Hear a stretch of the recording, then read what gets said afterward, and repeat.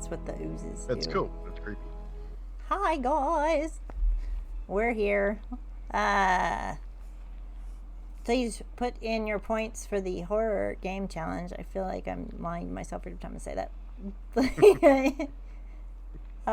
So we can play a horror game. The Beast Within? A Beast Within? I can't remember. That Drex lovingly got me. Hi, Magic. Hi, Revan. How are you? We are here again. I'm going to give a brief synopsis of what happened last time. Last time, our party was going towards Umbridge Hill when they met up on a road with a woman who asked them to help her with a goblin problem. And as they brutally squished every goblin except one and saved the chicken from the fire, the chicken turned into a hero of Phandalin, apparently, named Karnos, who gave a lot of alcoholic beverages to the party in exchange and went about his way through a portal. You then went to Umbridge Hill, and seeing a large manticore attacking the windmills, and Nora bravely went and threw a lightning spell, wasn't it, at the manticore right away. And through the battle, Vilfin realizes that this beast might be too much for them and persuades everyone to throw down their weaponry and spells and wait and persuade. We have spooky music because we're still trapped in a temple. But to persuade them to stop fighting. The manticore goes off wounded with a potion, and Adabra Gwyn gives you some potions for your trouble and refuses to go back to Harbin Wester, unfortunately. You then had the other quest to go to the Dwarven excavation and warn the dwarves about an incoming dragon attack. And going down there, Vilfin finds out it's to the temple of the god of greed, the Dwarven god of greed, Abathor. And as you go in, you fight these oozes, find a button in the altar of the temple, and see a lovely chamber in the back with a statue of the god of Abathor holding one orb and one necklace glowing. And Zenora grabs the necklace first, which causes a large explosion to happen. And that is where we had left the party, deciding to take a rest. They have leveled up and grown wiser because of it, I feel. And some of us may have grown wiser. we all learned that night. I guarantee nothing. I forgot to mention, you all did have a dream about two strangers that appeared to you as their mentors and family and friends. And that's right. Yes. And as you take your long rest and wake up today, no dreams. It's surprisingly peaceful and quiet, oddly enough. And Vilfin would have drunk a bottle of wine before going to sleep to ensure he had a good sleep. Well, you do have plenty of it now. Is that four casks and all kinds of stuff. So as you wake up 8 hours later, you realize the door is still securely locked. It's been surprisingly quiet, and you're not sure what time of day it is because there are no lights in the temple. We're relying on everyone's dark visions. Ema, you're relying on everyone else's dark visions since you're human. So as you guys wake, do you rouse one another? Kind of light a torch, or? Vilfin's just gonna. He's probably gonna wake up last because he would be a little bit hungover. Definitely, probably still snoring in the corner. Yeah. Emma will wake up when it's still dark and start humming. It's dark in here all the time. We're in a cave. Yeah. And start humming.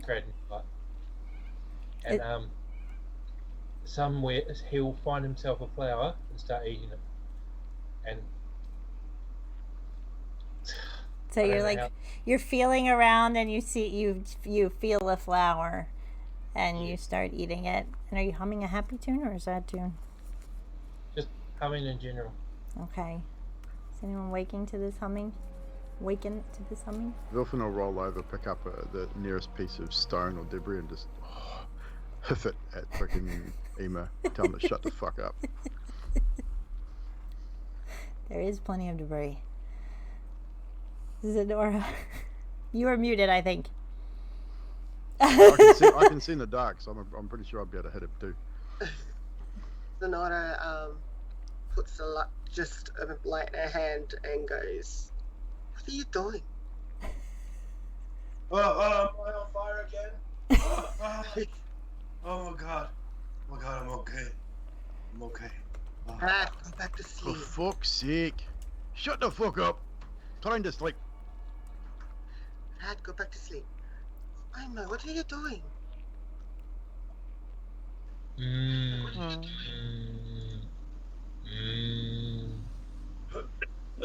Emma's humming. I'm humming. That was me humming.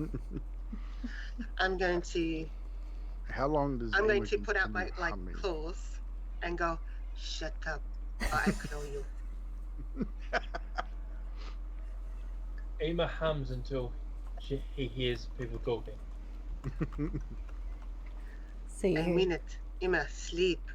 We need rest. We almost died. Shut up or I claw you.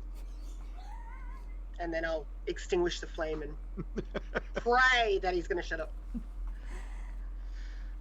Revan, who do you want to give advantage to? Just type in chat who you want that for.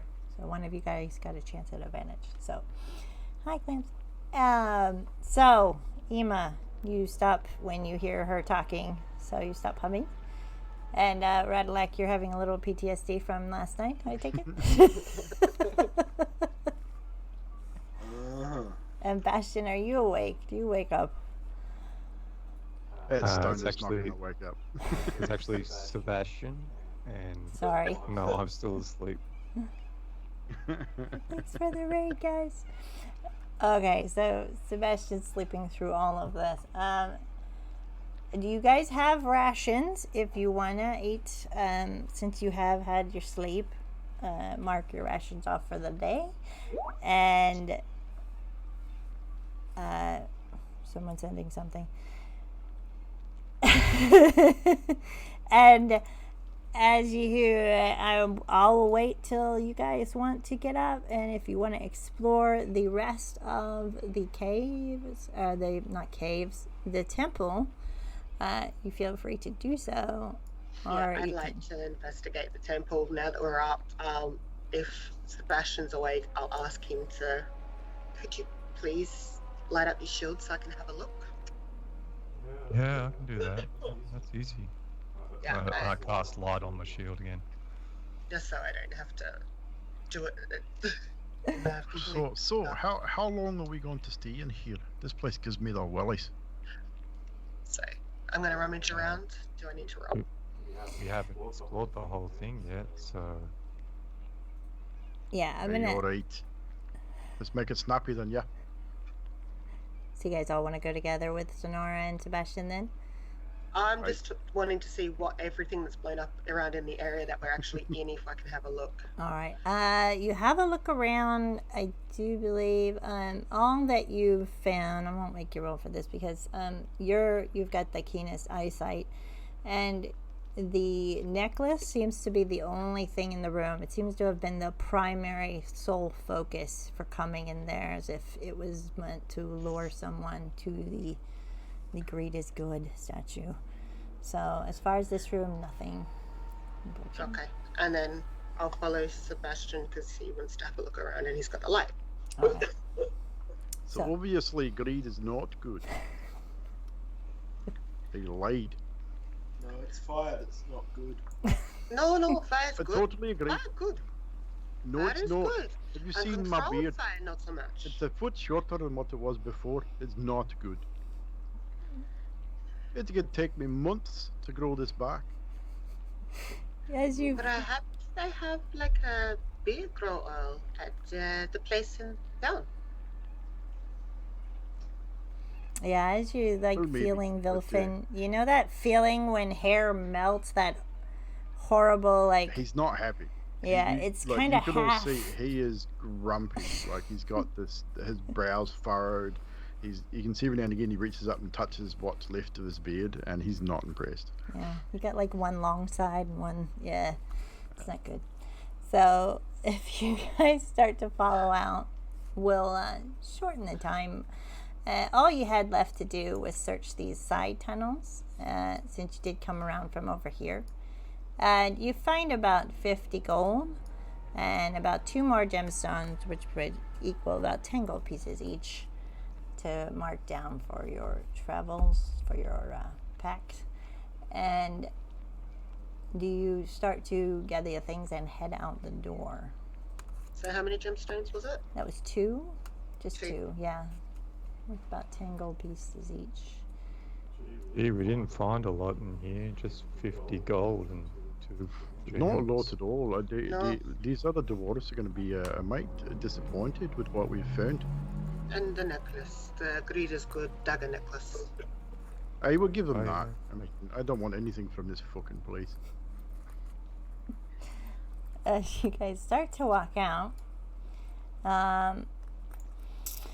you make your way out to the fire and you start to hear some yelling and some arguing and some clashing of swords. Not again. Yeah. Hell. And Zenora will just put her flame in her hand and just go, "You ready?" Hey, let's go check it out. I extinguished the lights. Oh, you extinguish your light? Okay. So the only thing that is the flame in Zenora's hand. Just a wee moment. I have an idea. I'll take a quick, just a quick peek, see what's happening before we do anything. Yeah. Okay, I extinguish the flame. Just I can see in the dark pretty well. Yep. So Vilfin's going to creep quietly as he can. The fact that he's wearing nothing but foot wraps should help with this. But he's going to creep up and see, just try and get an idea of what's happening. So try and do stealth with advantage as you're creeping out the doorway, and you're just probably going to stand next to one of those pillars, I'm assuming.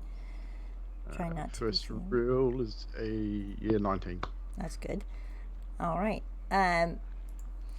As you start to look out, you're seeing Dazzlin and Norbis. Norbis is lying on the ground, blood coming out, and you're seeing Dazzlin just getting slaughtered by 5 orcs as they are yelling about trying to find a home, a new home, and they're grunting toward each other. Are they speaking in Orcish or in Common?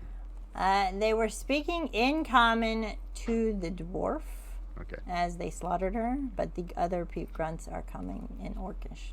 I don't know. Does any of you speak Orcish? Not me. Not me. All right. So about with Emma? that,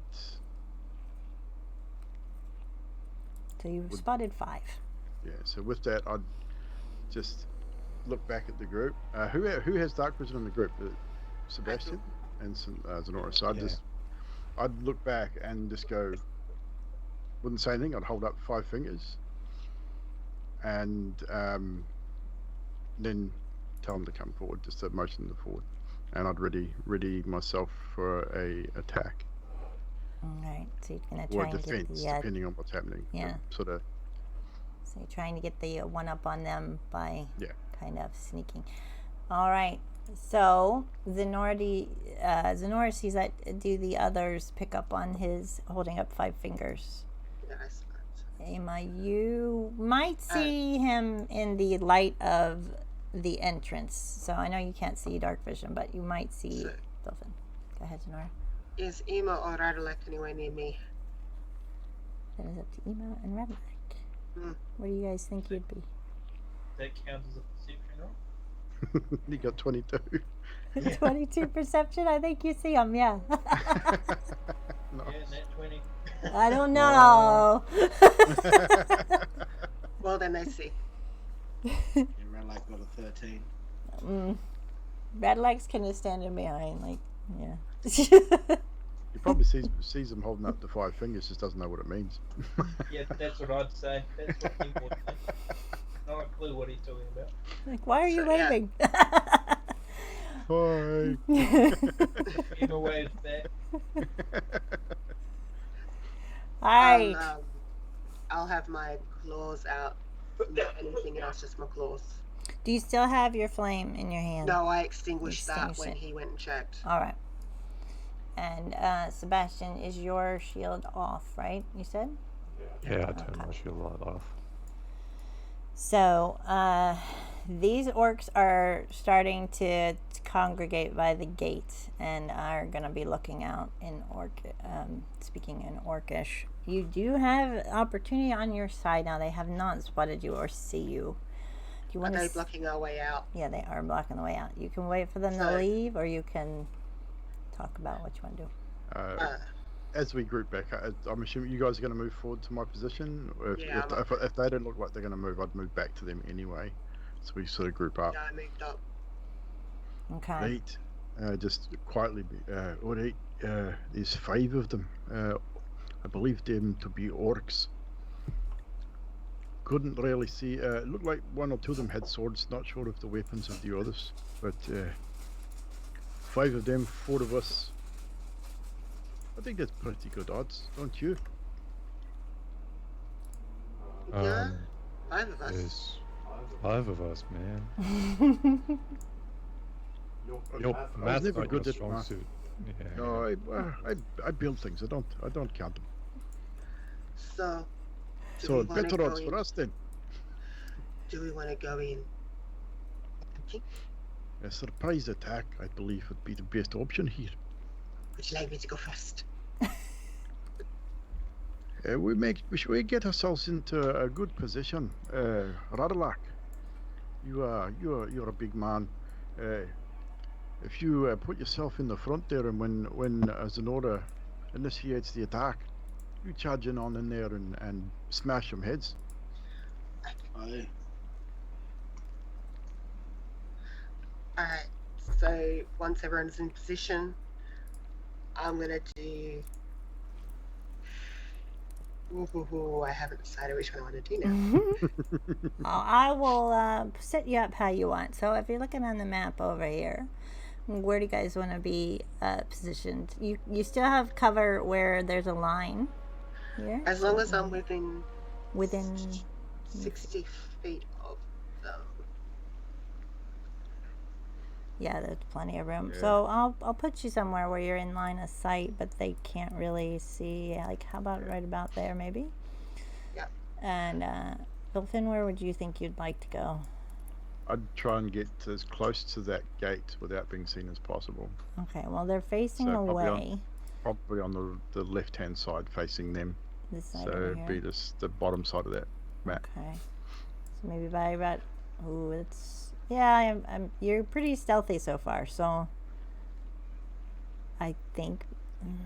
Yeah, that'd be good. Ema, where do you want to be? You want to be in range, but Sort of line of sight, but at the back. at the back, kind of in line of sight. Okay, we'll put you back here. And I would have said to Radalak if he would be on the opposite side of the gate to me. So as Zenora fires her spell and they rush through, we can basically attack from both flanks as they come through. So Radalak, is that okay right there with you? You Yep. feel like? And Sebastian, I'm sorry about your icon. I got your sanctum icon on you. I've got to get your Hero Forge icon.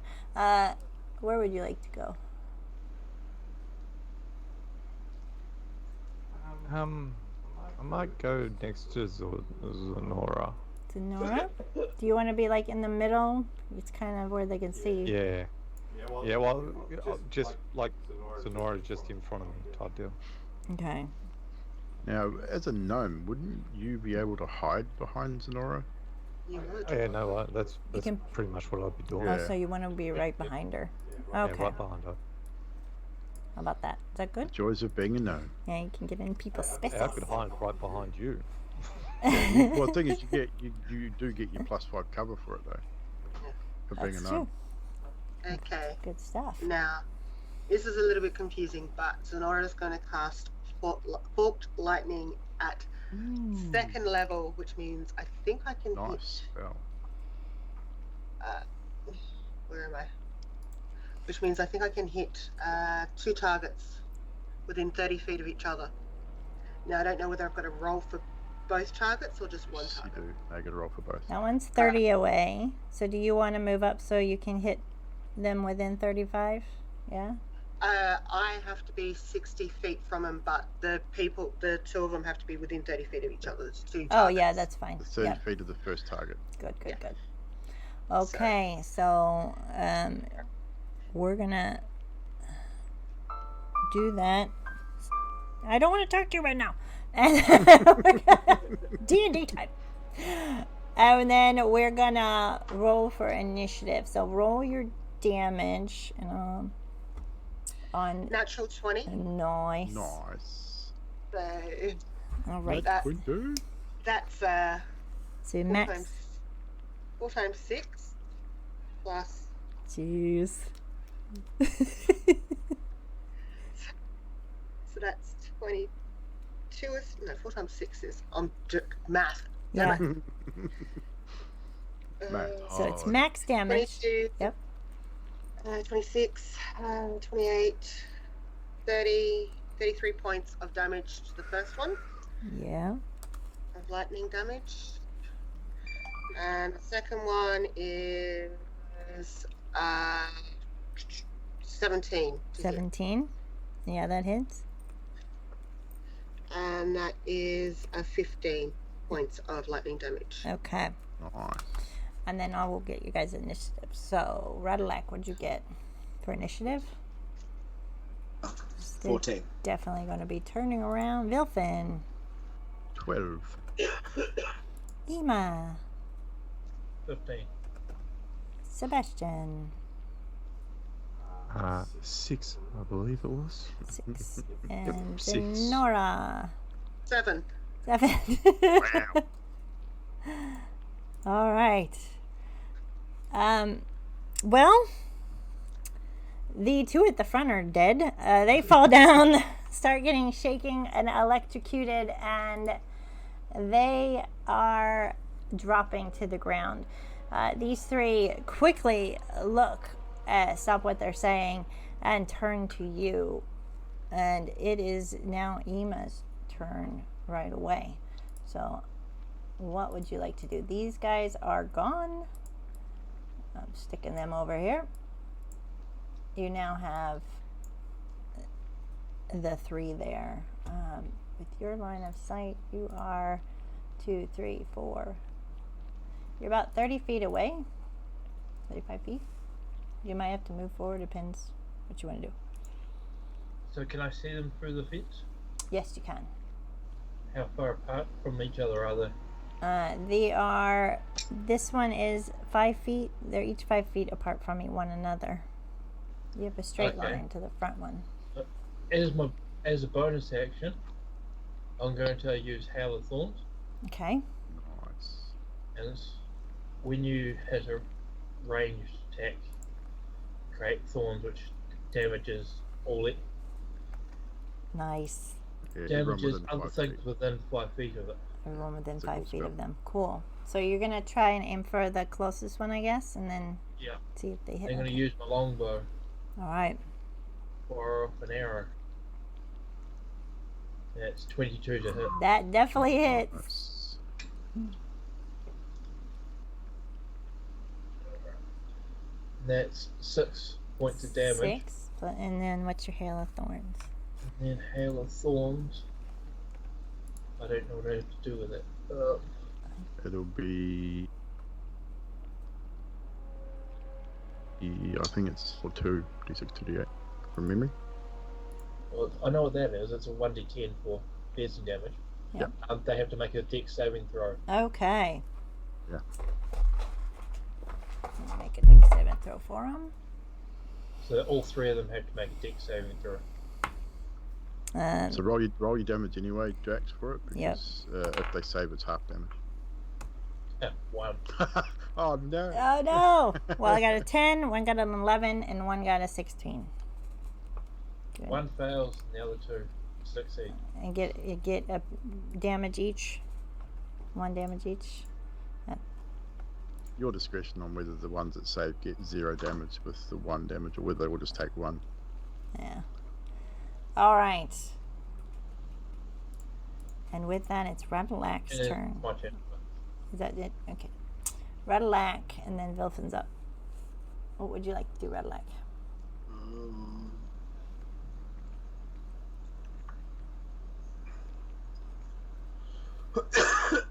I might. Radalak's going to hold his attack until they come through the gate. Okay. Yes. Wilfin will do the same. Okay, then Zenora. What would you like to do? Alright, having done that, Zenora is going to... She's going to produce flame. Yep. And she's just going to throw it to the closest one to her. She may need to move up. Yeah, I think she might need to come a little bit over Yeah, this I way. need to move up, so I'm about 30 feet away from him. Okay, so I'll move you right about here. That gives you a good shot on all of them. All right. So you want to aim at the one that's... The one in front. Yep. That's 21 to hit. That definitely hits. That is 6 damage. 6 damage. He is not looking very good at all. He is getting up very angry, and he is yelling in Orcish at the other two, and he's going to start to move for Radalak as soon as he rounds the corner. Radalak. And he's going to... I'm assuming once you're holding your attack, you get to go after they move into your... Yeah. If we're holding an action, the moment that whatever we were holding for triggers, we get to use our action. So. Okay. Well, he's gonna hit you with a great axe. He's gonna try. And it's a 16 to hit. Does that hit? Yep. Yeah. It's gonna be 11,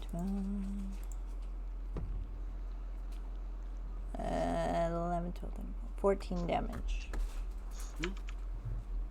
And I do believe that you can hit him back now that he is right there. What would you like to do to him? Alright, I'll do exactly what he did to me. Hopefully.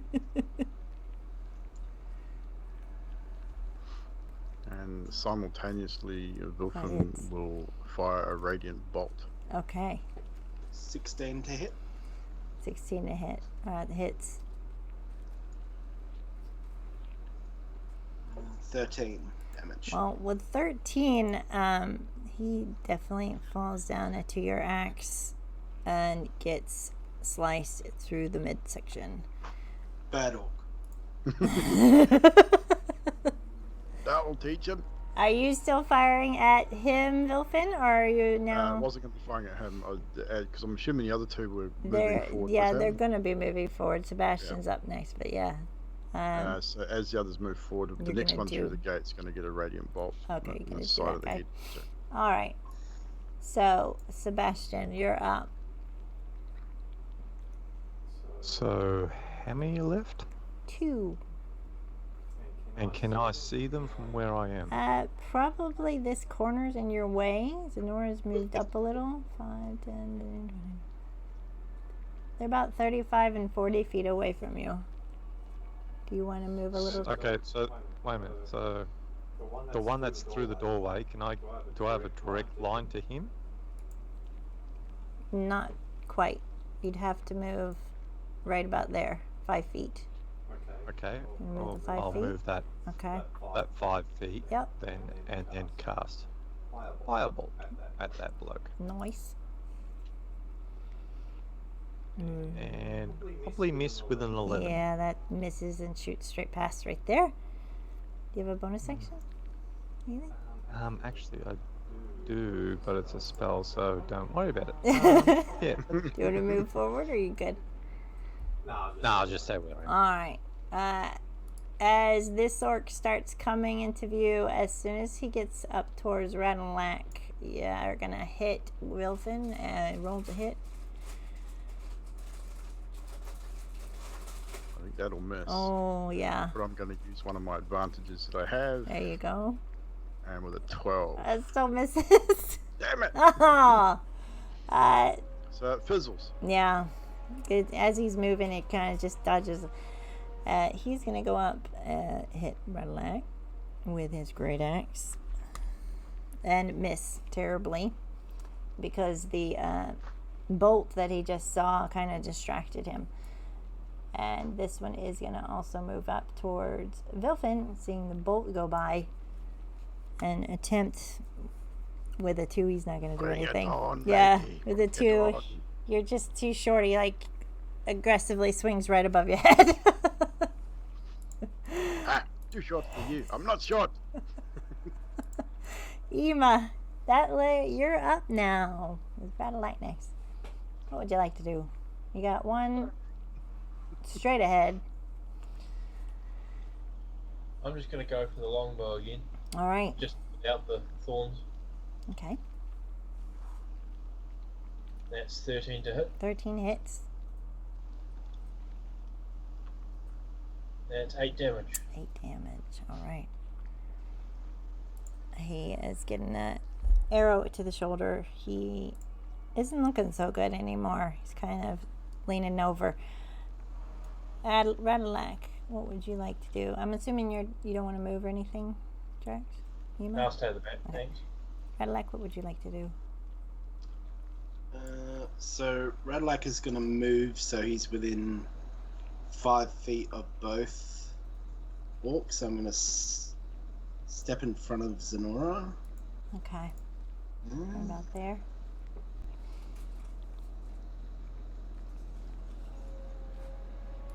I'll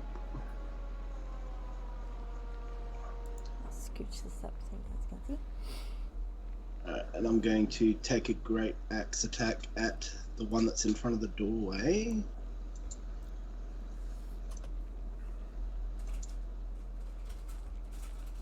All right. Ugh. I want to use one of my advantages. Oh no! Let's see. Let's see how this goes. Some piss poor rolls.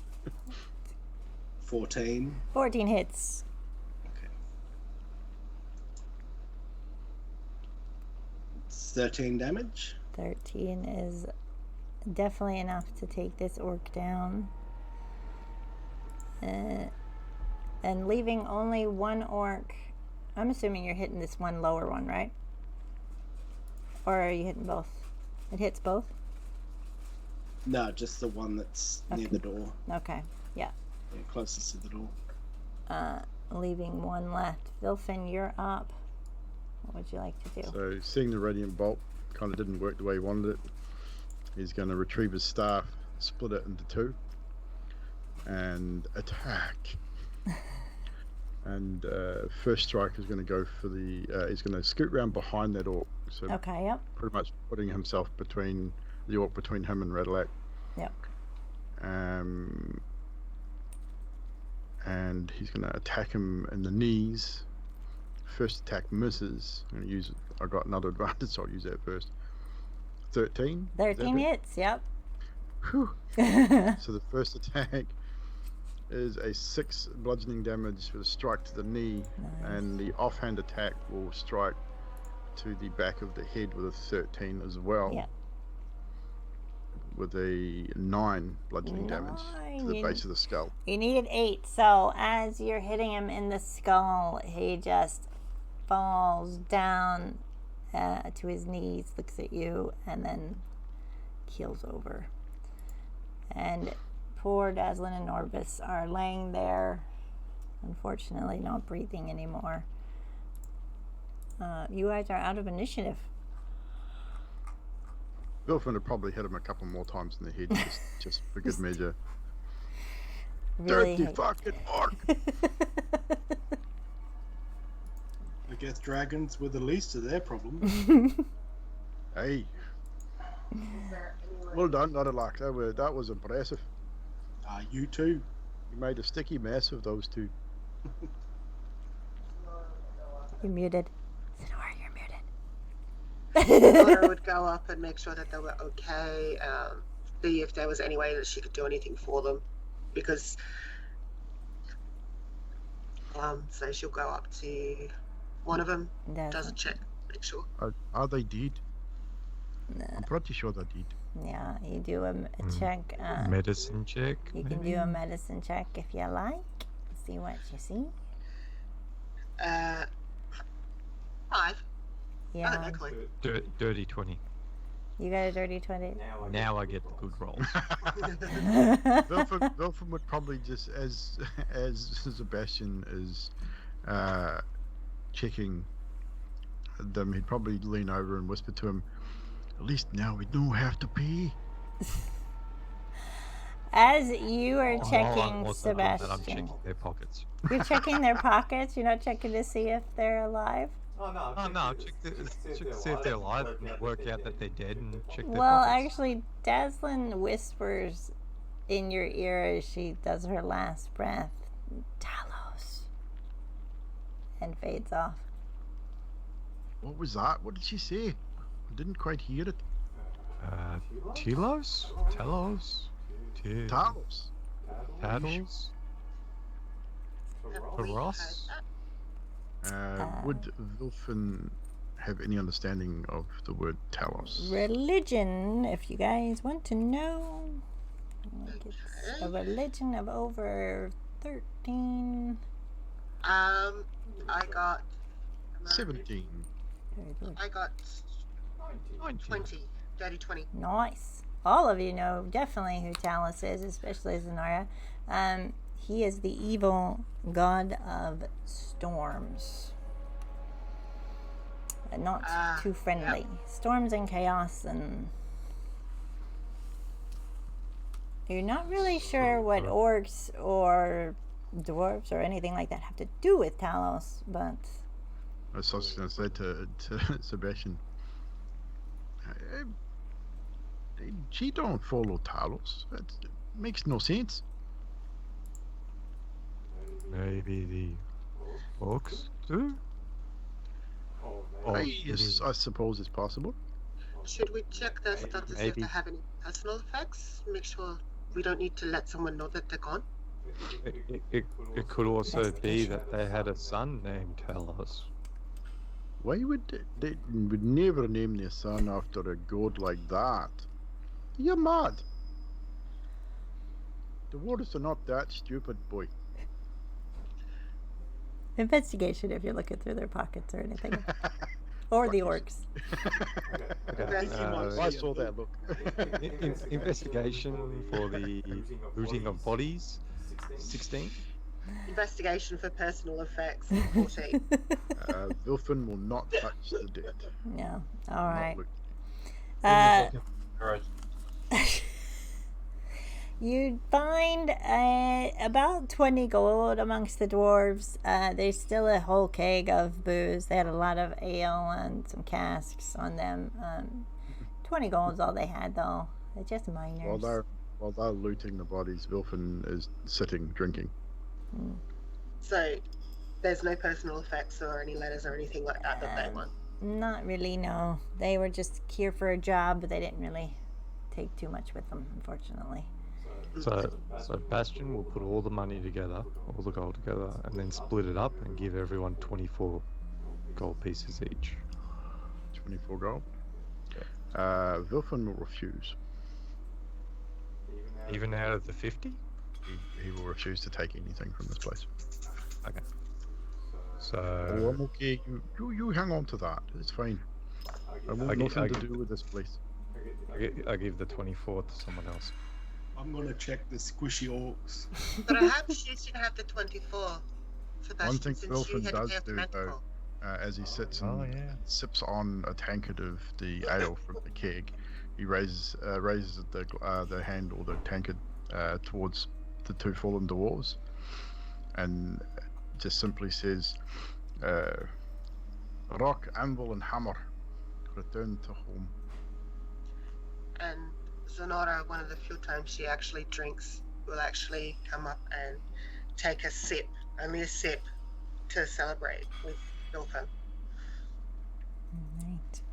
And as you both do that, and Rattleneck, you find a bunch of meat, some stale apples, about 10 rations among the orcs. There's their weaponry, but it's just basic great axes, things like that.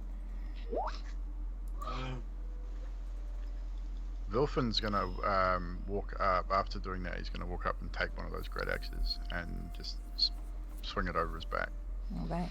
And probably one thing Redlac would probably notice is it's almost as big as he is, but he's able to pick it up one-handed and sling it over his back with no problems at all. All right. Is it D6 for finding arrows? Yeah, you can roll a d6. However many. I usually do however whatever number you get, how many arrows you get back. So that's what I do. Okay, I'll just do that. So Sweet. nice. All right. So I'll stand next to Bilfin and ask, do we want to bury them?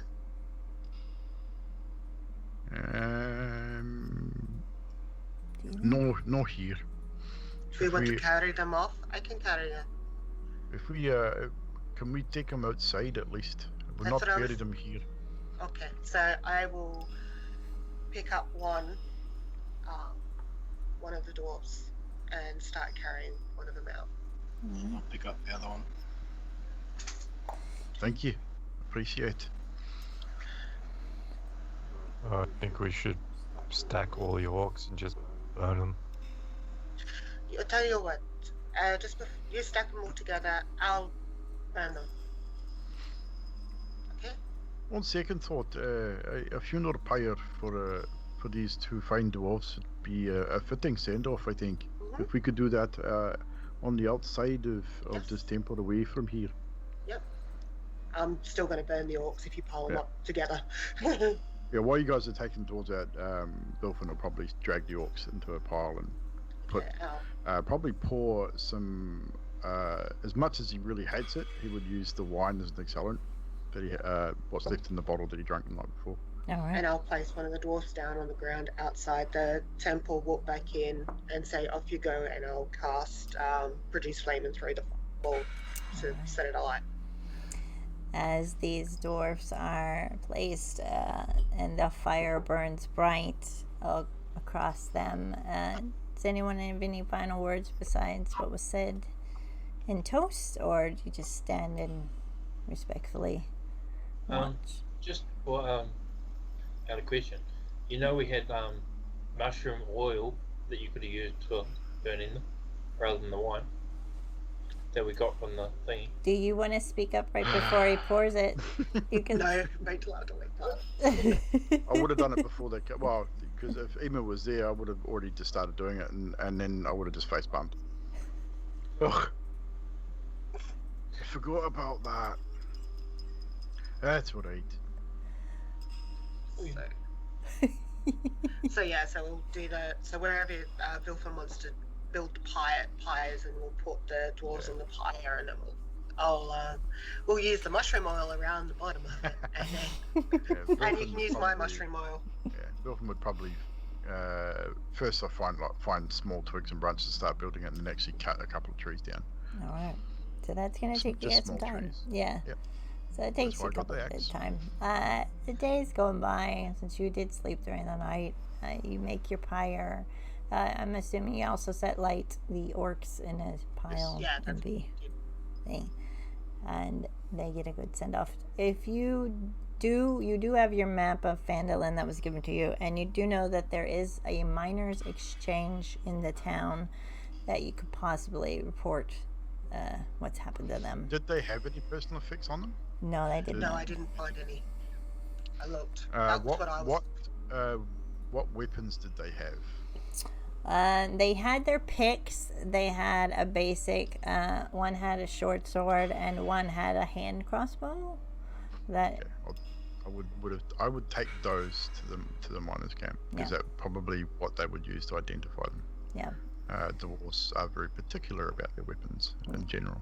And you do know that on the quest, that's where they were recruited from, was the miners' exchange. So you'll know where to go.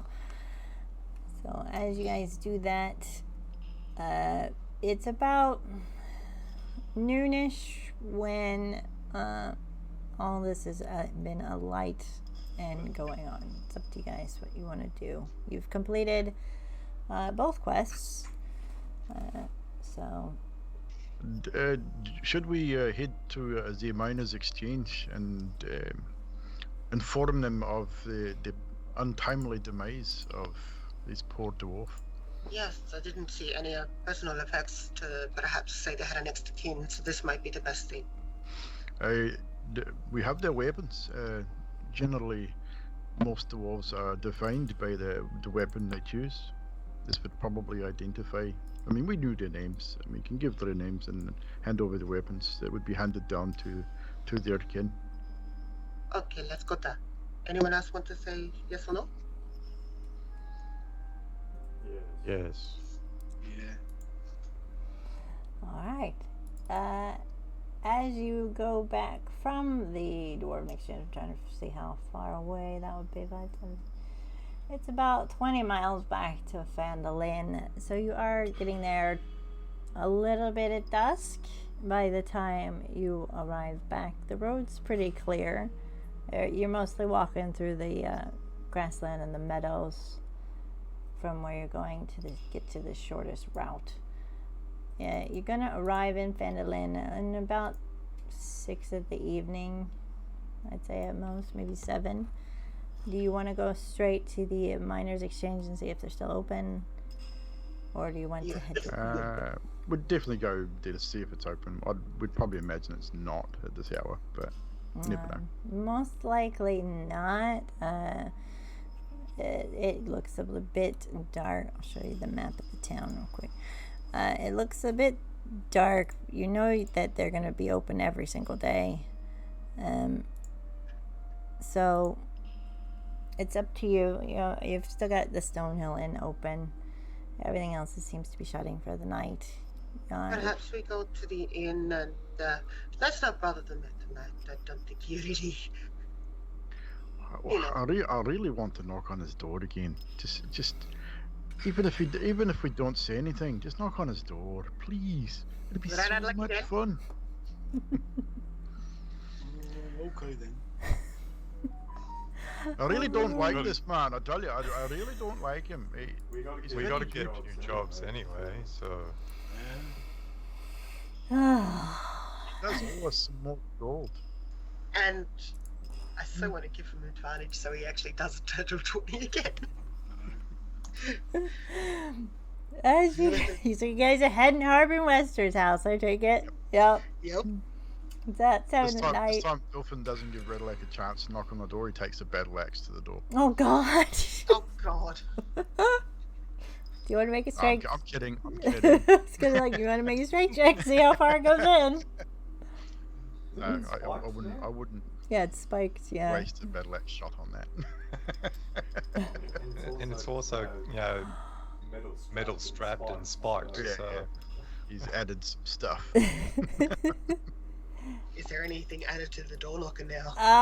The door knocker was mended by Sebastian, so not too much has been added.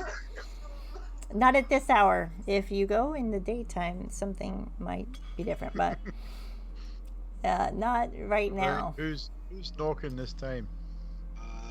So Radlac will knock again, and I got a dirty 20.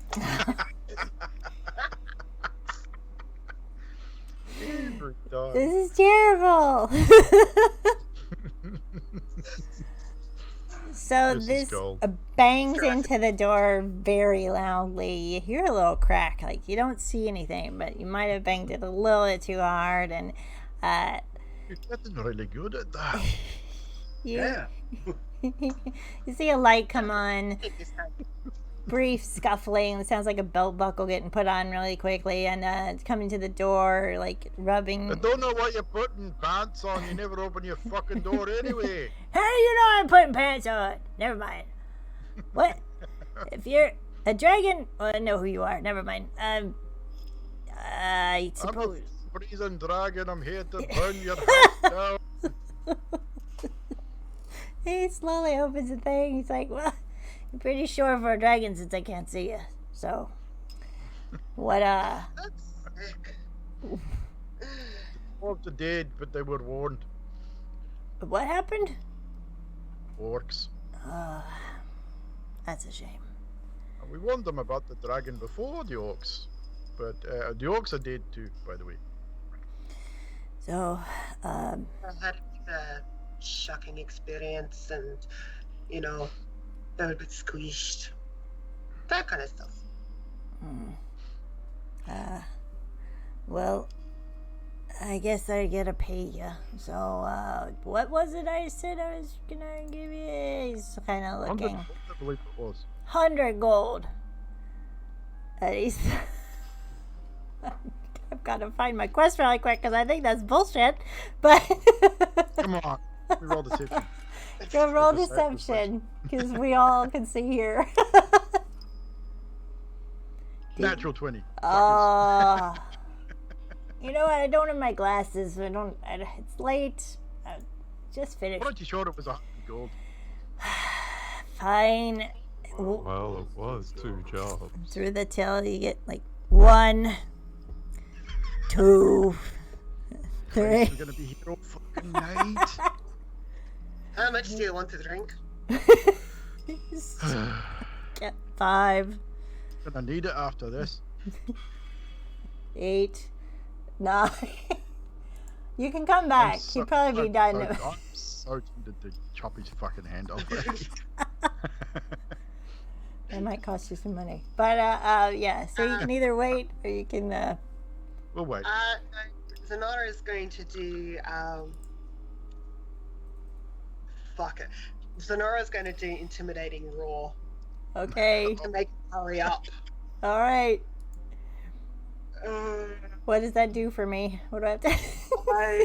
I'm trying to find it. It's part of my, This Well, poor man. He's been through so it's gonna poop his pants. daunting roar. So, they've got to have a wisdom saving throw of 13 to be able to think. And they're frightened. So, I'm going to roar and say, hurry up. I got a 3.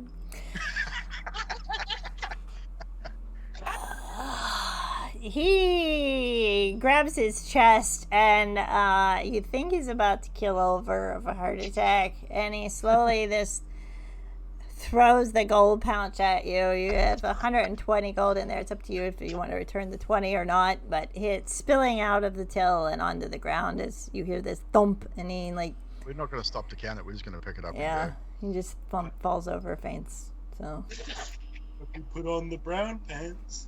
And go. however, Christ Almighty, that was right in my ear. Jesus, it was so loud. With the fireman. Wow. He was driving me nuts. I hit my sinuses though. Thanks. unfortunately, he Alex. didn't have time to give you your quest, so you might have to return later. Radlack's gonna hang back actually. Wants to talk to Harbin on his own. Okay. So Come on, out of luck. We're going to the inn to get a drink and some food. I'll see you there in a bit. You sure you're all right? Yeah, I'm good. All right. See then. you soon. We'll divvy up the cash at the inn. We'll see you there. alright. Radlack's Oh. knock gently on the door to try and get.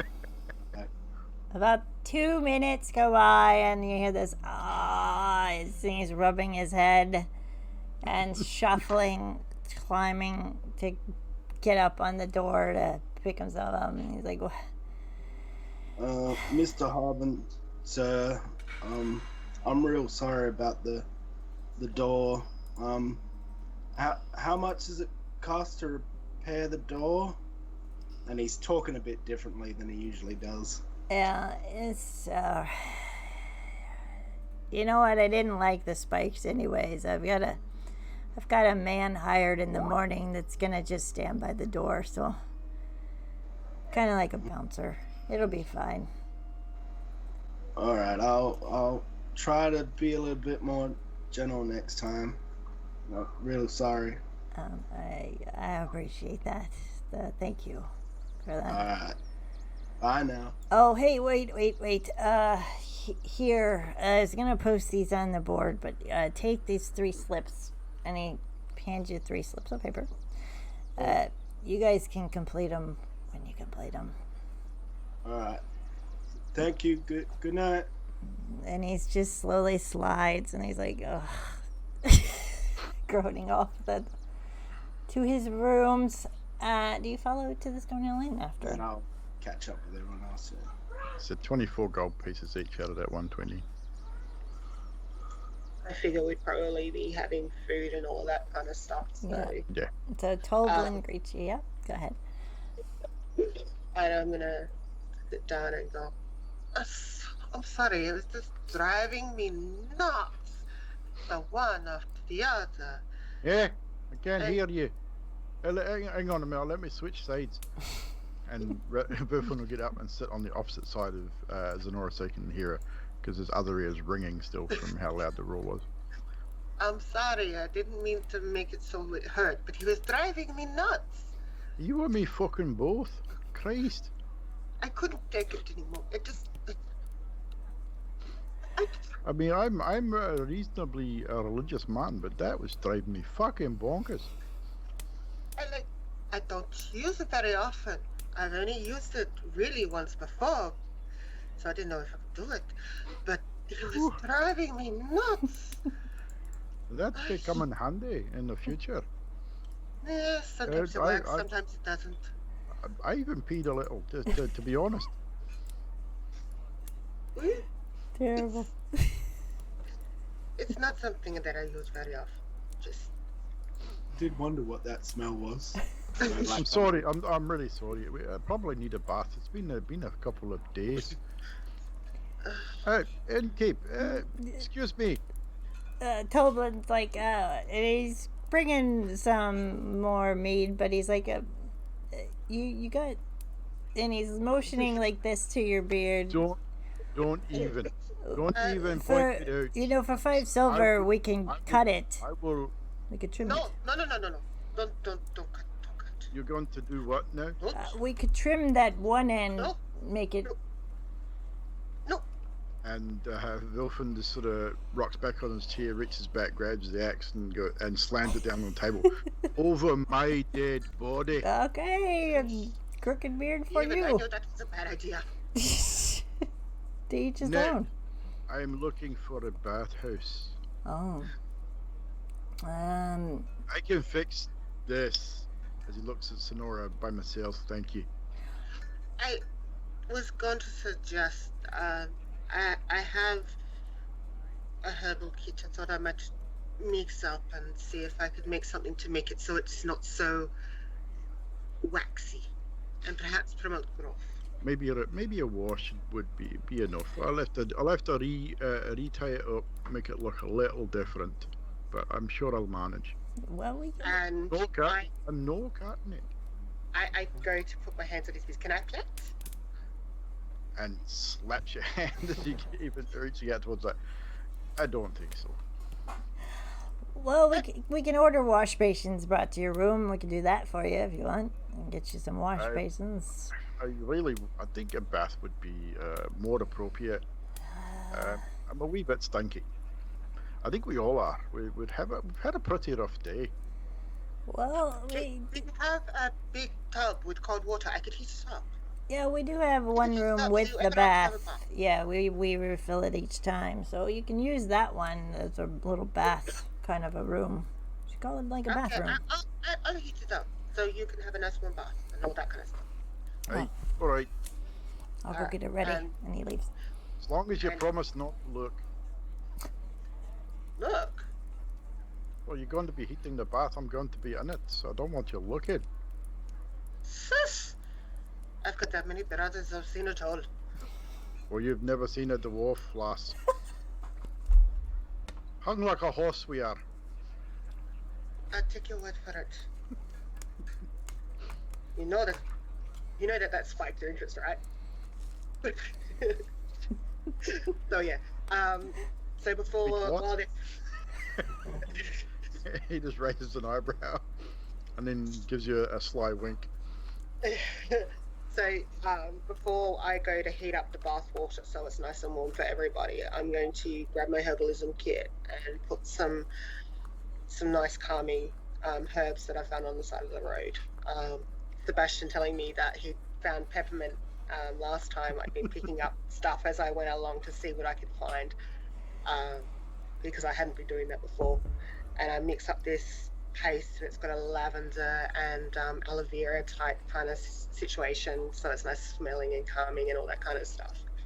And once I've done that, I put it into like a little cream type form, and I go to the bath, heat up the water, and then I let Wilfin know, and I hand him this little pot and say, "For your bed," and then I walk away, and then I give him a sly wink as I walk. Wilfin doesn't close the door, by the way. Leaves it wide open, doesn't care. Just strips off his robes, puts the weapon in his packing it down, looks at this pot, sniffs it. Oh Christ! The fuck is that? Oh. Is there a window in this room? I'm gonna assume there's like a little window high up because you're not gonna want to see it in the bathroom. So. Oh my god! And he walks over the window, just cracks the window open and just drops it out the window, and then walks over to the bathroom and just dives it. Meanwhile, Sonora's gone like this at the back of the door and just watches him do that. Sorry, you're the guy who freaked out the cat. I tried. And then I walk away. All you can hear is bubbles. As the bathroom is like right on the side where everyone's, it's kind of towards the back of where the kitchens are, but everyone can see. Toblin like looks around and slowly closes the door.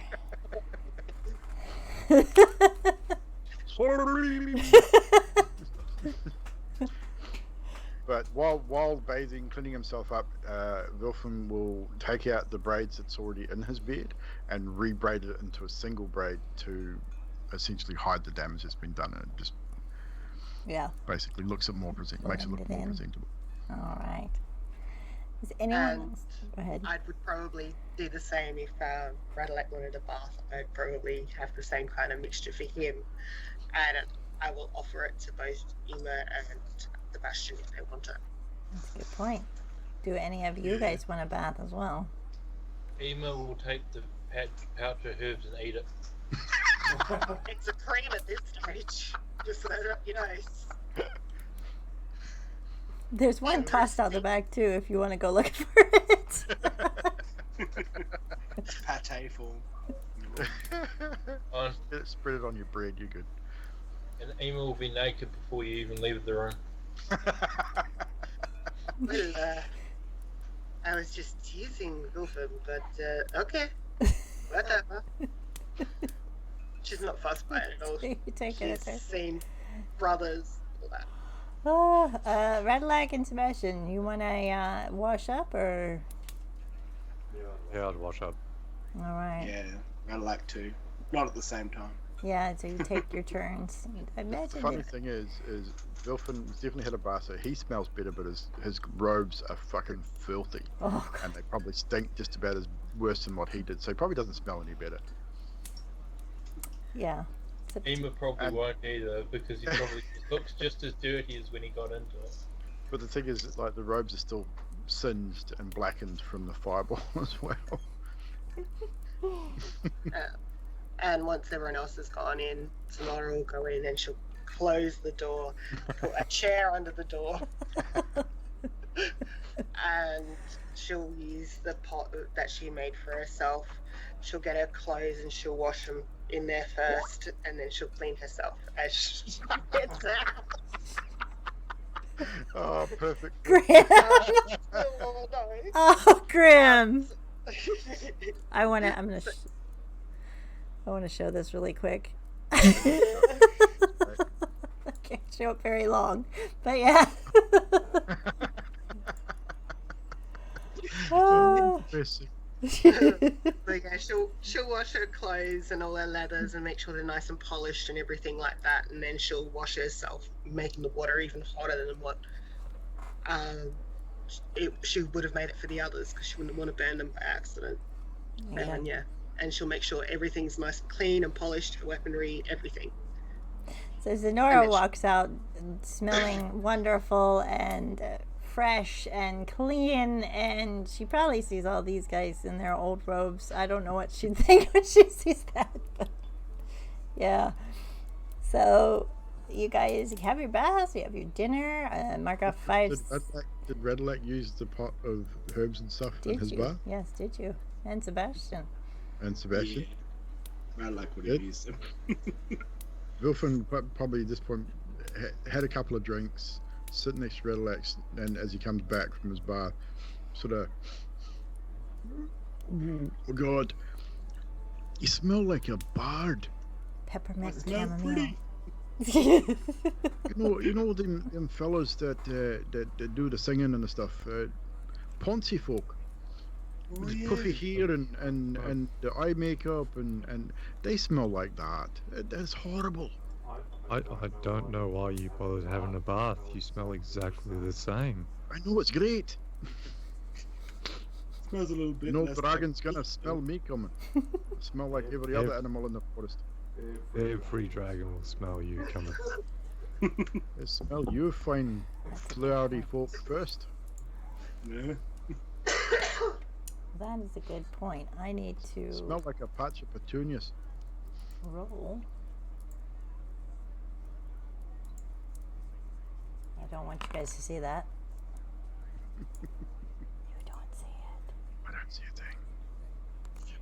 Okay. Carry on. As you guys have taken your baths, mark 5 silver off for the night if you're staying the night, and your 1 silver for your meal, so 6 silver a night. And riding like, smelling like peppermint and chamomile and lovely things. And Sebastian, did you use it too? Yes. So also Sebastian, love a little gnome, minty fresh. And I would have actually got into the bath with my clothes on and washed them and then got out. Yeah. So you're all save sitting time. there dripping wet. I don't care. Do you wring them out? No. Yeah, wring them out, fling them, and then had them drying while I was in my bath. Poor Toblin, the barkeep. He must.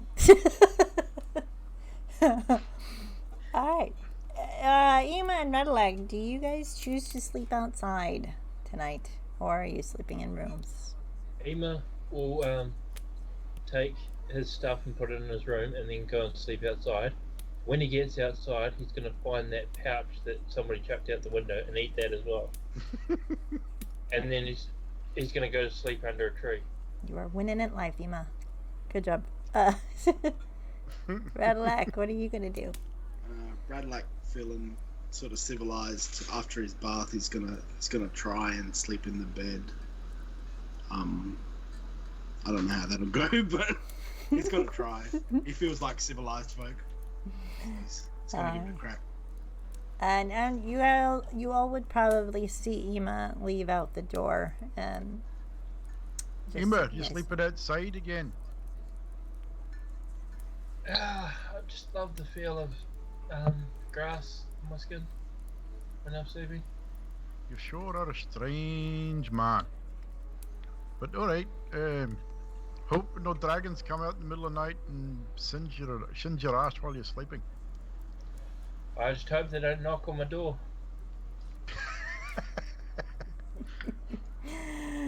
Alright.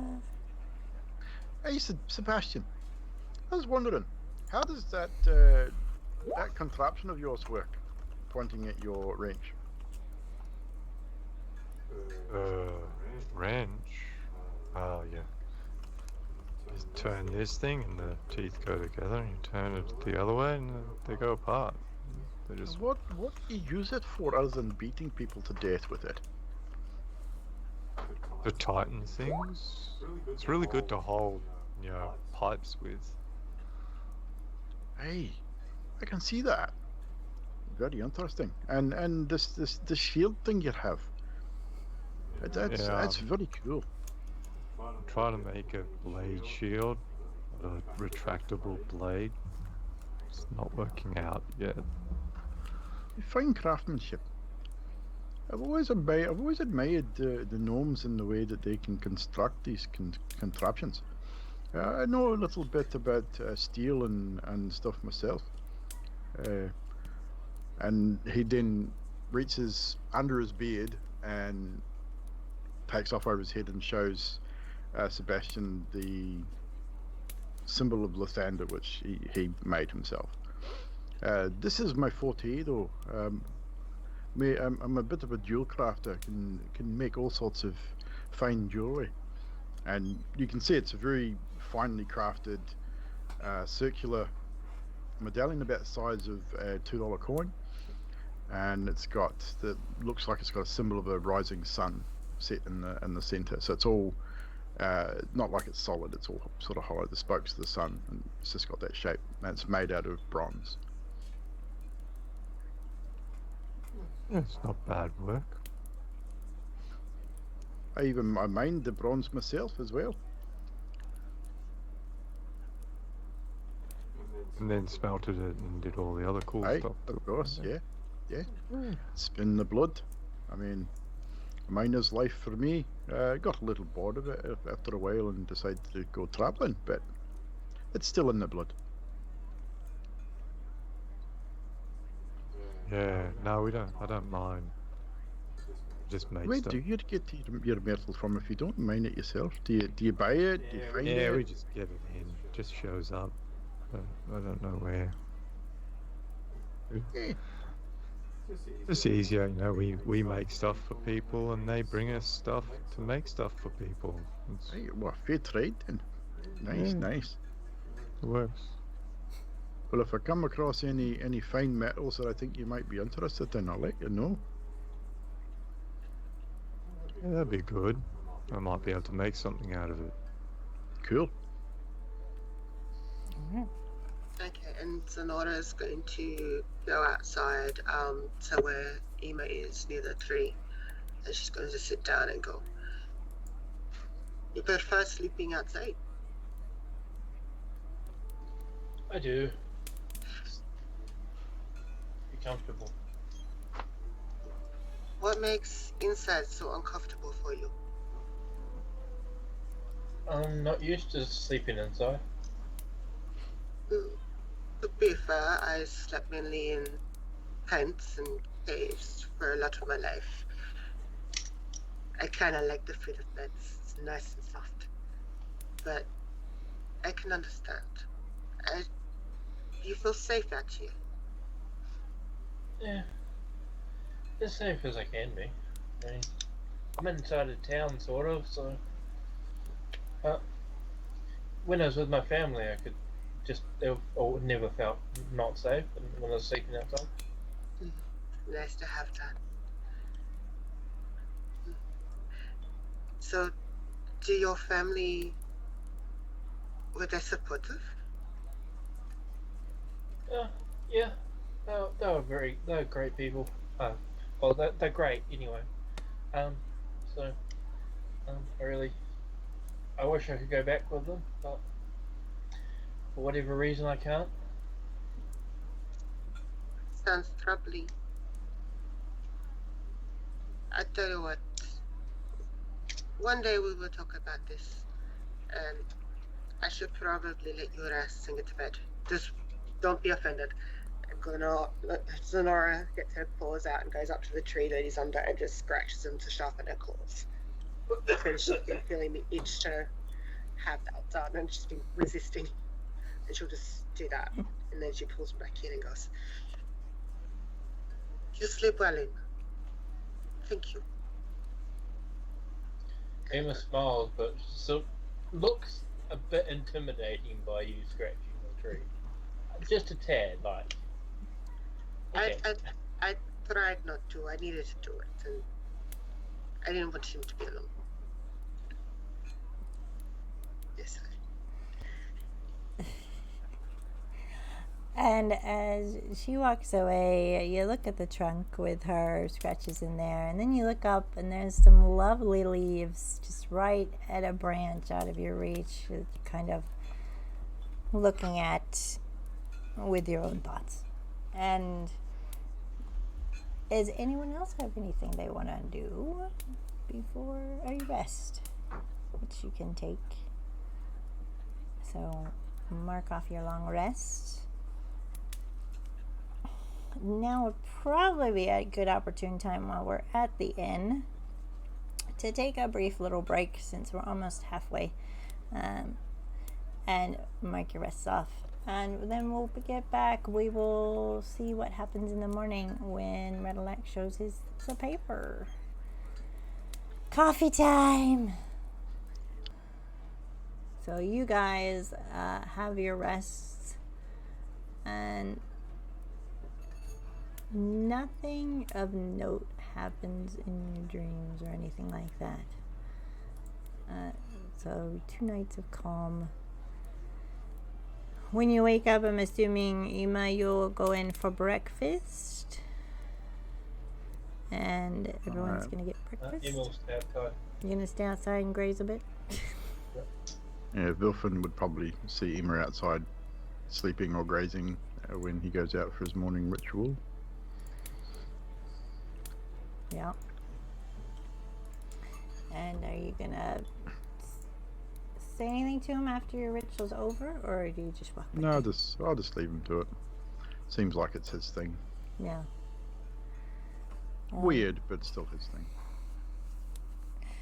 Redelac, as you come down, do you mention the slips of paper or anything like that? Yeah, once everyone's joined together. He does want to ask Vilfin when he comes in. I'm like, the ritual you do in the mornings, you didn't do that the other morning, did you? Is that going to be a problem? Well, sometimes if I can't get out to the sun, it's I try and do it every morning if I can. Probably wasn't a good place to do something like that anyway. I really couldn't see the sun, and we didn't know what was there. So yeah, I mean, it's not an every morning thing, but I try. If I'm able, I do. Good to know. Well, sit down and have breakfast. Wait for everyone else. All right. Ema, are you gonna ever come in, or are you just completely staying outside the whole time? No, that's. Emma will stay outside until other people come up. All right. I'll come down and and if Redelac says he's got something he wants to share with the group, I'll go and get Ema and say, we have some you still want to come inside. When you come outside, you'll see Emma sitting upright, cross-legged, holding a flower in one hand, eating it, and with the other arm, she'll be holding it out like a eagle holder would hold an eagle, and sitting on her forearm will be a little squirrel, and she'll be having a conversation with a squirrel. You see all that?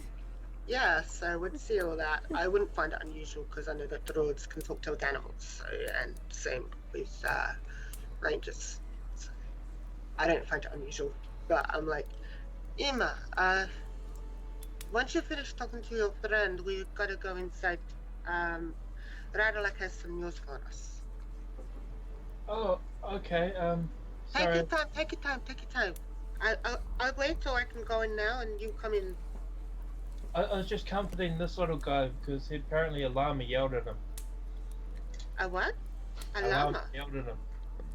Oh no.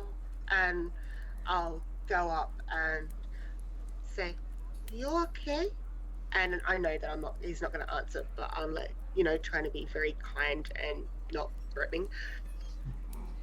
And I have proficiency with animal handling, so I would be, So yeah, this little squirrel you're holding him, Ema? Squirrel sort of, it'll say yes, I'm fine to Ema, and then it'll run away and head up into the tree, and then Ema will join you. Okay, I look up and go, and I'll do a good luck. And when those two walk back in, they'll find the other three of us talking about the weird dream that we had 2 nights ago. Is Sebastian starting the conversation? Yeah, I'll be going, did you guys have a weird dream 2 nights ago? I can barely remember 2 nights ago, to be honest. I was pretty drunk. I have good dreams all the time, but 2 nights So- ago, I saw my mentor. Yeah, I saw this lady. No idea who she is. I saw a lady too. Fucking strange. It was really weird. And there was a bloke. I don't know who he was either. So, what you're trying to say is we all dream something very similar. Wait. I don't know. Did we? Oh, Wait. I'm just saying I had a really weird dream about this lady and a bloke, and But you didn't know them? I don't know who they were. I've I never knew met them. who the Well- bloke was. I remember them saying something about working together. I'm only assuming it meant you guys.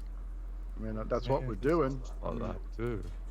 I heard you're here to help us. Hey, exactly. Who Wow. are we supposed to help? Us. We help ourselves to whatever we need. I don't. And we think work that- together to get it. Mm. Maybe this was about that tea do that the dwarf was talking about. Maybe. I Tell think not. Maybe. I don't know. I don't think my mentor would be in line with Talos. Yeah, poker wouldn't be about that. roll insight if you guys want to see if you have some insight on the situation. 15. 15. 21. 21. Donora's got no clue with 8. She's just happy she saw her mentor. Just spitballing. Ema Radalak. You don't have to roll if you don't want to. 16. 16? Ema dreamt of his wife, and the same thing he dreams of every night, so Alright. there's nothing new. Alright, so Radalak, Sebastian, and Vilton. You hear Sebastian's description. Sebastian describes. Do you describe what the man and woman look like at all? Yeah, Yeah. I completely describe everything. And you realize that it matches up exactly to what they looked like in your dreams. So it was the same people. Did you spike my drink by any chance? Talking to Sebastian. Oh, I didn't spike the drink. I don't drink. Hey, Are you sure? Yeah, I'm sure I don't drink. Isn't it odd that we all dreamed about the same person? I don't know if it's the same person. I saw my mentor, and Well, it sounds like the three of us, Radalak, Sebastian, and myself, dreamt about the same people. No, mine was a boca, a turtle, not a person. A Well. turtle? You Yeah, dreamed about a turtle turtle. man. Yeah, he helped me out. I was a bit trapped. I'm gonna turn around and go, I can show you the person who I dreamt about, and I'll cast my wildfire spirit, and there standing there would be the image of my mentor. Does This your, is who I dreamt of. does your wildfire spirit cause any fire damage? Because it is a wood No. floor. Okay. So as Radlak's gonna back up. Cast So is it. I Wilfin. will double check The, that. but I'm the moment pretty any sure it kind of flame comes anywhere near Wilfin, he's going to back up like 20 feet. And go, Everyone's no, not PTSD. again. Only if it's attacking. Only Okay. if I choose for it to attack. So she's hovering it above the floor, so it's not licking the floor. And you see the what looks exactly, those of you that rolled, so Sebastian Malik, exactly like the person in your dream, the male. So do you keep it hovering, or do you extinguish it after a Yeah, while? just refresh my memory on what Wilfin saw, because I He had a gray beard with braids. He looked, it wasn't a dwarf. Gray hair, piercing blue eyes, very glowing almost, with an energy. That's the same person that's in the. It's the same look as the fire spirit. And then it had turned into your mentor, rather like the same for you. So that person appeared into your mentors.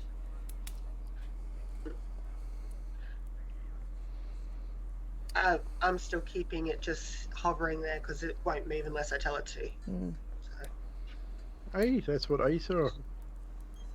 Her mentor came and talked to us. That's Uh, weird. That's very weird. So you've got something to do with this. I don't know. This is My your mentor fault. died.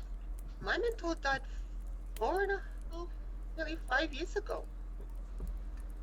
I was Oh, confused. so your before. dead mentor came and talked to us. Oh, that's just fucking creepy. I mean, a dead person coming to talk to us. Shared dreams and ghosts. Wow, this is getting serious. I'm seriously creeped out right now. I'm not lying. I think I need a drink. I don't.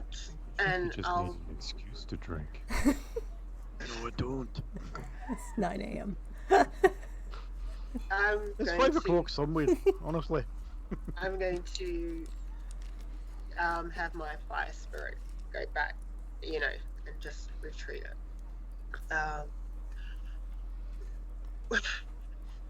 I don't get it. I haven't seen. The last time I saw my mentor was when I was lighting the pyre to say goodbye. That's the last time I saw them, except for 2 nights ago when I summoned the fire spirit, because I wanted to.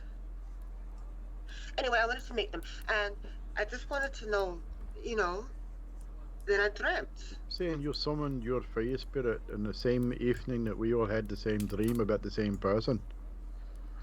I did. So it is your fault. Yeah, but then who's the lady? I have no clue.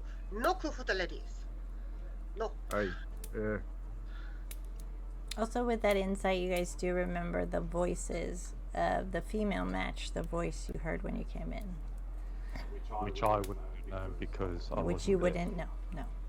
So did you see? You didn't see a woman? You're just a man. I heard the woman, but I didn't hear her. I didn't see her. I heard her. I didn't see her. I only Voice saw my is mentor. the same as that voice we heard on the first day when we were all here and we saw that creepy blue stuff. You heard the voice too? Aye. Oh. Okay. I got invited to a wedding that I had no clue about who they were. I was fresh to town. I've never been here before, and I got No. an invitation to this wedding. I had no clue who they were. Maybe they just needed some friends. Did you get an invite to the wedding, Sebastian? No, I didn't get. Oh, there was a wedding a week ago, but that got cancelled. Yeah. Oh. Sebastian, you would know as a family friend of the Silruns, it was that Zadriel would have been getting married, but you didn't get invited. Parents might have, but you don't know. So, everyone but Sebastian had this dream. Sebastian had the dream as well. I had the dream. I didn't have the trippy blue lights. And But Sebastian wasn't he here on the day that we had that strange happening? You didn't have it where you were? You didn't, time didn't stop? You didn't hear a voice? You didn't... I always hear voices. Okay, and asking if when, glowed blue doesn't really mean much considering, and I did a whole hand thing like people this. glow blue in Nomengard all the time. It's just... So, why? So we all got, you got an invitation, and you got an invitation, and you got an invitation, and I'm talking to Emma, Radalak, and Dolphin. Did we know who was getting married? It didn't say on my invitation. It didn't have a name on the invitation, did it?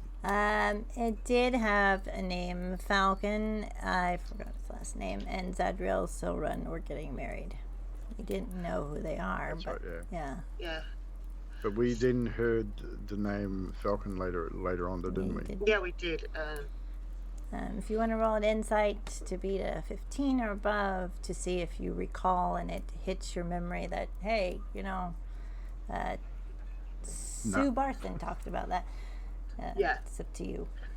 I remember that he's at the lodge and everything like that. Yeah.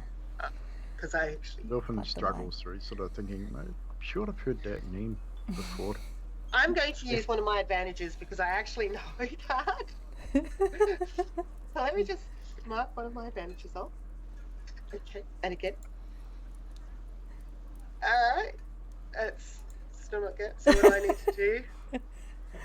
What is it again? It's If you what do you roll in history? I can roll history. Yeah, it was insight or history. Makes sense. I'll take your insight because it gives me it gives me 12. 12? You do you don't really remember the name, but you feel like you bought this wine for someone, and the name's just not hitting you, but you know it's that guy. Yeah. Name's on the tip of my tongue. It's just that dude, It's a bird or something. Yeah. Because the invitation changed. Because our invitations changed, so we don't remember who. I got invitation to a wedding, but I didn't dream about a man and a woman. Yeah, you just heard the female voice. You did hear the voice. I did hear the voice when time stopped in the town square, but I didn't have the same dream as everyone. So it's very, very upsetting. I don't like not knowing what's happening. I'm still waiting to see this fucking dragon. I'm starting to wonder whether this Harbin dude's on drugs or something. Talking about dragons. We've never even seen one or heard one. Has Harbin been to your area, Sebastian? Has he been eating some of them mushrooms? I mean, it seems a wee bit off. Nothing wrong with the mushrooms, man. I didn't say the mushrooms were off. I said the man was off. He's a bit weird. Weirder than Ema. He gets out much. No. We've seen an eyeball through a fucking door crack. That's about all we've seen of the man. He's a shut-in. He hasn't come out in years. How do you run a town from inside your fucking house without coming outside? Get everything delivered. Crazy. The question is he really running the town? True. I mean, we could burn his house down and then take over the town. I'm joking. I'm not serious. The bank. Oh, no good idea to burn down the bank. Gold doesn't really burn. It melts a little bit if it gets too hot, but it doesn't really burn. You should know that. Maybe you have the flame. Redalek, do you choose to put these papers on the table while they're speaking? Oh yeah, I got these, and he sort of lays the 3 papers out More Boy, jobs. what's that? More to work. As long as it pays well. You do see 3 slips of paper. You see one for a logger's camp deep within the Neverwinter wood along the river that flows west. Is a logging camp every 2 months. Phandalin delivers fresh supplies to the camp, which is run by the half-brother of Phandalin's townmaster, Harbin Wester. Barthen, the local provisioner, has prepared a new delivery. He needs someone to bear the supplies safely to camp. Return to Harbin Wester with a notice of delivery signed by his half-brother Tibor Wester to claim your reward of 100 GP. There's a Butterskull Ranch quest, which you guys remember. Thank you for the follow. You guys remember the butter skulls were served to you as well as the cheese skulls, and it mentioned there was a ranch. Orcs have attacked Butterskull Ranch 5 miles east of Conaberry. Travel there with haste. Kill some more filthy fucking orcs. Alphonse Calazar, and the ranch owner, is retired sheriff who can reward you for your efforts if he's dead. Return to Downmaster with proof of his demise. Or you also have the Mountains Toe Gold quest. The new overseer Don John Raskin just made a trip from Neverwinter and needs to be escorted to the mine. That one seems a little dangerous. So it's up to you which ones you would like to tackle. They're all about the same. They all, the same price for each. Butterskull, that And we one. could go have a wee chat to Mr. Tibor West and find out why his brother's so fucking weird. I can, if you look at your map while you guys are talking, go, you keep talking, I'll bring up your map for you. Do you think you'll be as crazy as... Oh, I fucking hope not. Christ, I couldn't bear 2 of them. May I suggest, next time I think about doing Don't in the Raw, I will give you a bit of an elbow, okay? Yeah, wait, Odie. But I really would like to kill some more orcs. Alright, if you... That was fun. And don't forget you wanted to see the miners' exchange before you... Yes. That's right. We probably should go there first. Yeah. We'll go to the money's exchange and take the weapons and let them know that Brethren passed on. Alright. And if you do choose the loggers camp, it says you do have to go to Barthen's Provisions to pick up the cart to take the supplies. So whenever you guys are ready to travel, you want to go to the miners' exchange down here First, from the inn before you're doing anything else. What was the 2 dwarfs' names? Daslin and Norbus. Deslin and Norbus. Yeah. I should have written that down earlier. Yeah. Alright, so yeah, we'll head to the miners' exchange first to hand over the weapons and inform them of the demise of Daslin and Norbus. All right. So, you guys get your stuff from your rooms. You go to inform, and the miners' exchange is pretty busy in the morning. There's a lot going on there.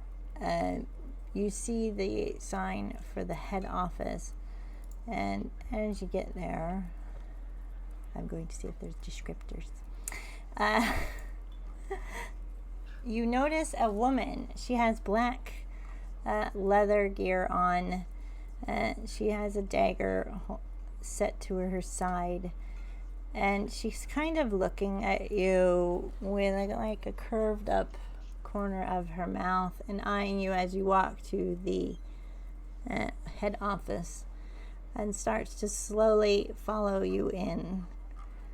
And she walks around the desk, and you realize this is Halia as she greets you. Name's Halia. I run this joint. Greetings. We have some bad news for you. Oh? We yesterday went out to the Dwarven excavation to the temple. and he spits. He does mention the temple.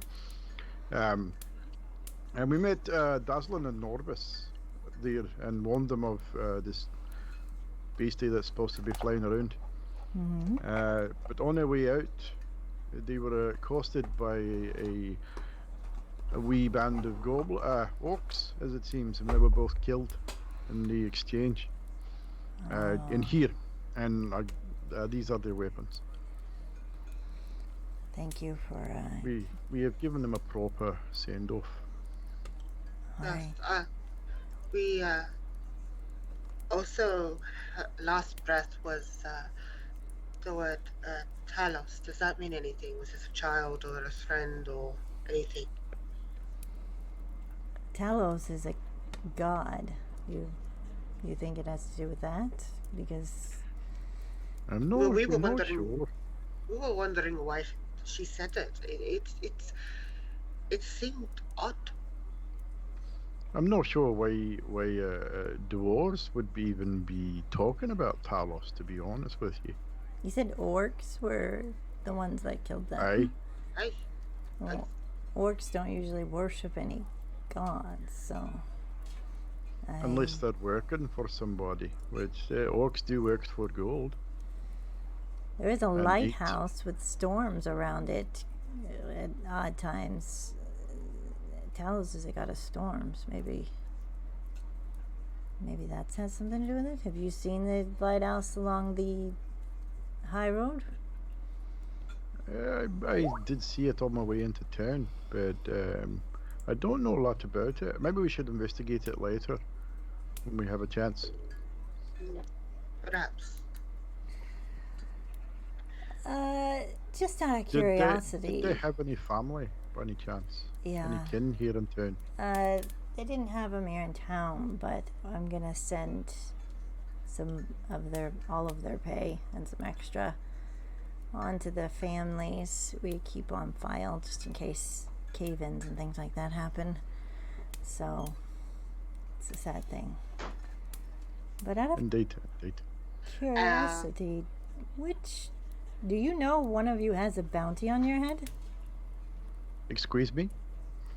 Yeah, I also run a little organization, shall we say, and your group, I'm pretty sure a Leonin, a Minotaur, an Archer, and a Gnome and a Dwarf. One of you has Sounds a bounty. like the start of a bad joke to me. That's why I laughed a little when I saw you coming in, but yeah, I didn't take much notice of it because I thought, what are the odds I'll see that? And I might have to look into this, but I do believe one of you has a bounty upon your head. You wouldn't happen to know which one by any chance? No, I thought it unlikely I'd run into you, and I can definitely check. That would probably be a good idea, because if one of us is a criminal, Not always best we criminal. know about it. Some people pay to just have other people taken care of, not necessarily criminals. If you have a shady past or there's a reason to be chased, you know. May I ask, where was this bounty originated from? Can't say. The person that's doing the bounties comes in tomorrow evening. If you want to slip a little something for my trouble, I can look into it. I will slip 15 gold. All right. Thank you. I would like very much to know who. Roughly Is what still time bounty. do you roughly what time do you expect this visitor? If you wouldn't mind, I would quite enjoy to maybe listen in on this conversation. They come in and go when they please, so just know it's tomorrow night, but I can definitely find you and let you We're We're know. not- not hard to find. We normally stay at the inn. Yeah, you kind of stick out a bit, so yeah. I'll definitely keep eyeing on you, so if there's We'll nothing be back. further. Yeah. No, Safe journey. Be careful of the woods, by the way. Neverwinter wood's pretty dangerous. I'm going to walk out. My brain is whirling really badly, thinking of possibilities. I'm sure some Wilfred's of just you all have that. confused as to why, and probably becoming very suspicious of everybody right now Yeah. about who's possibly a criminal and these random people he's just met like 2-3 days ago. Yeah. Zenora's gonna look at Wilfred and go, I suspect you think we're all criminals. I think everybody's a criminal, to be honest, but yes, I 100%. let you know I have done nothing criminal, but as she said, it's not always criminals that have bounties on their heads. Remember that. Hey, do I believe what she's saying? Roll Is there insight. nothing criminal? And if you're lying, roll deception, Lenora. If you're not, with a 10, you can't really tell, so don't bother rolling, Lenora. It's a pretty cool roll. Like, you're not sure Leonin kind of expressions yet. Yeah, you haven't been with her too long, so. Yeah, she's trying to. She's looking around the group herself, trying to think who would be in trouble, because she doesn't believe that any of the group are really that way. The only person that in her mind would probably be Sebastian, and she doesn't think he gets out much. So. All right. If you guys exit, where would you like to? You can be talking and walking as you. So now that everyone is now suspicious of one another, so where do we go to next? It's up to you guys. And I'm asking the group, where do you want to go? You guys know if you go to the loggers, you'll have to go to by Barthen's. If you go to Butterskull, looking at your map, it seems like Butterskull or the loggers would be pretty much one straight up north is the loggers, and you'd have to go through the wood. You were told that Falcon's hunting lodge is on the way, so it would be a 2 nights rest, but you can stay at Falcon's on one of those. And the other way is the same, but it's to the east along the road. All right then, so maybe we should vote on where we go next. I vote for killing orcs. You know what? At the words I just had, let's kill the orcs. Yeah, orcs sound good to me. You did so well at killing them too. Very Yeah. efficient. Go with your strengths. I'll go with you guys. That's it. The ghosts tell me to help you, so I'll go wherever you go. All right. When I say the ghosts, I mean the voices that stop dying. So the loggers camp is north. Is that where you guys are wanting to go? With the orcs, yes. All right. So you guys know you have to go to Barthen's to pick up the ox and cart for you guys.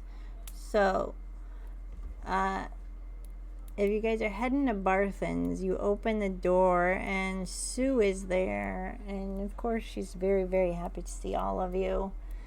Hi guys, welcome back. We said hello to Neverwinter at the camp. And look, we brought one with you. Oh, that's good. So you've been making lots of money to spend at Barthen's, I bet, huh? Oh, I don't know what you got. Oh, well, we do have some stuff from Nomengard, but it looks like you brought one with you. So, I got some +1 hide armor. The wee man's not for sale. Sorry. Vivian, your beard's looking great. I like the one braid thing. I sort of sideways glances at Zenora. Says, "Why, thank you. I had to re-braid it. It was getting a bit messy." Gotcha. Bob's busy right now. What can I get for you today? So you said +1 hide armor. Oh, yeah. Yeah. I got that in today. That's 20 gold. Yeah. Any of you wear hide? Maybe the that guy there might wear it, or maybe the Ema. Hi, Sue. No hide armor for me. Do you have a shield at all? What kind are you looking for? Something more. I mean, it could just be an old door. That'd make it a good shield. Oh yeah, I've been hearing about you. You've been taking plenty of door shields, I think. A door would probably be the only thing big enough for you to hide behind, to be honest. It's very, very astute of you. Yeah. I could probably get something in if you want something like a little bit stronger when you get back. You want to order it? Yeah? Yeah. So Sue's writing down an order for you. We might find one for you when we go slaughter some orcs later. Oh, yeah.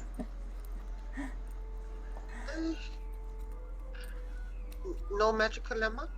I can order something for you and hope it comes in, but I don't have any like robes of did you want to place an order?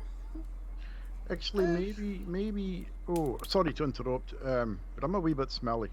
You probably noticed. Yeah. My robes are a little bit singed and burnt. Again, as he looks over at Sonora. Would you happen to have any more robes by any chance? I got some replacement robes that I would be happy to just give you if you'll put them on. Yeah. But if you want something stronger, Thank you. Oh no, I don't need armor. I'm pretty nimble. I can get out of the way quite quickly. So she sends you a couple of fresh robes to try on in the dressing room while she's writing. I don't even go in the dressing room. I She just strip put off them on. in the middle of the stuff and just put them on. Okay then. All right. That's a nice fit. Oh, they smell kind of nice. So how much was that? What you getting here? So Rattleaxe ordering a shield, and you're gonna order just for the robes for now. Just for your want to robes. see how much the All robes right. were. That'd be Just about the robes. 10 gold. I'll give you. I gave the 10 gold and say it's my fault anyway. Oh. Well, if you have something to trade, we can trade too. Do you have anything you wanna like sell maybe, or? I do maybe. I don't know what this is, and I know Wilfin want nothing to do with it. And I pull out the great is good dagger thing and go, here? None of us want it. I got it a is a fine piece of jewelry, to be sure, but and I've still got it wrapped in a cloth as I've got to open out and say, it could be dangerous, it could be anything, but I don't think we should have it in this party for some reason. Well, I got a religious collector for something like that. I'll give you 50 gold for it. How's that? I'm probably ripping you off. If you give me 40 gold and the robes. Just out of curiosity, as Wilfin is a jewelry crafter, would he know what it is worth? The necklace, he knows that it is exactly worth 50 gold, and that Sue's being really nice. Okay. By giving you exactly what it's worth. He won't say anything. Because she likes you guys. So I'll give that to Sue, and my 10 gold of that would pay for the robes for Wilfin. So, and I'll give 10 gold to the rest. Alright. So, is anything else you guys want to turn in? So, you get 40 gold back for that. Sebastian, did you want to turn in your crystals or anything?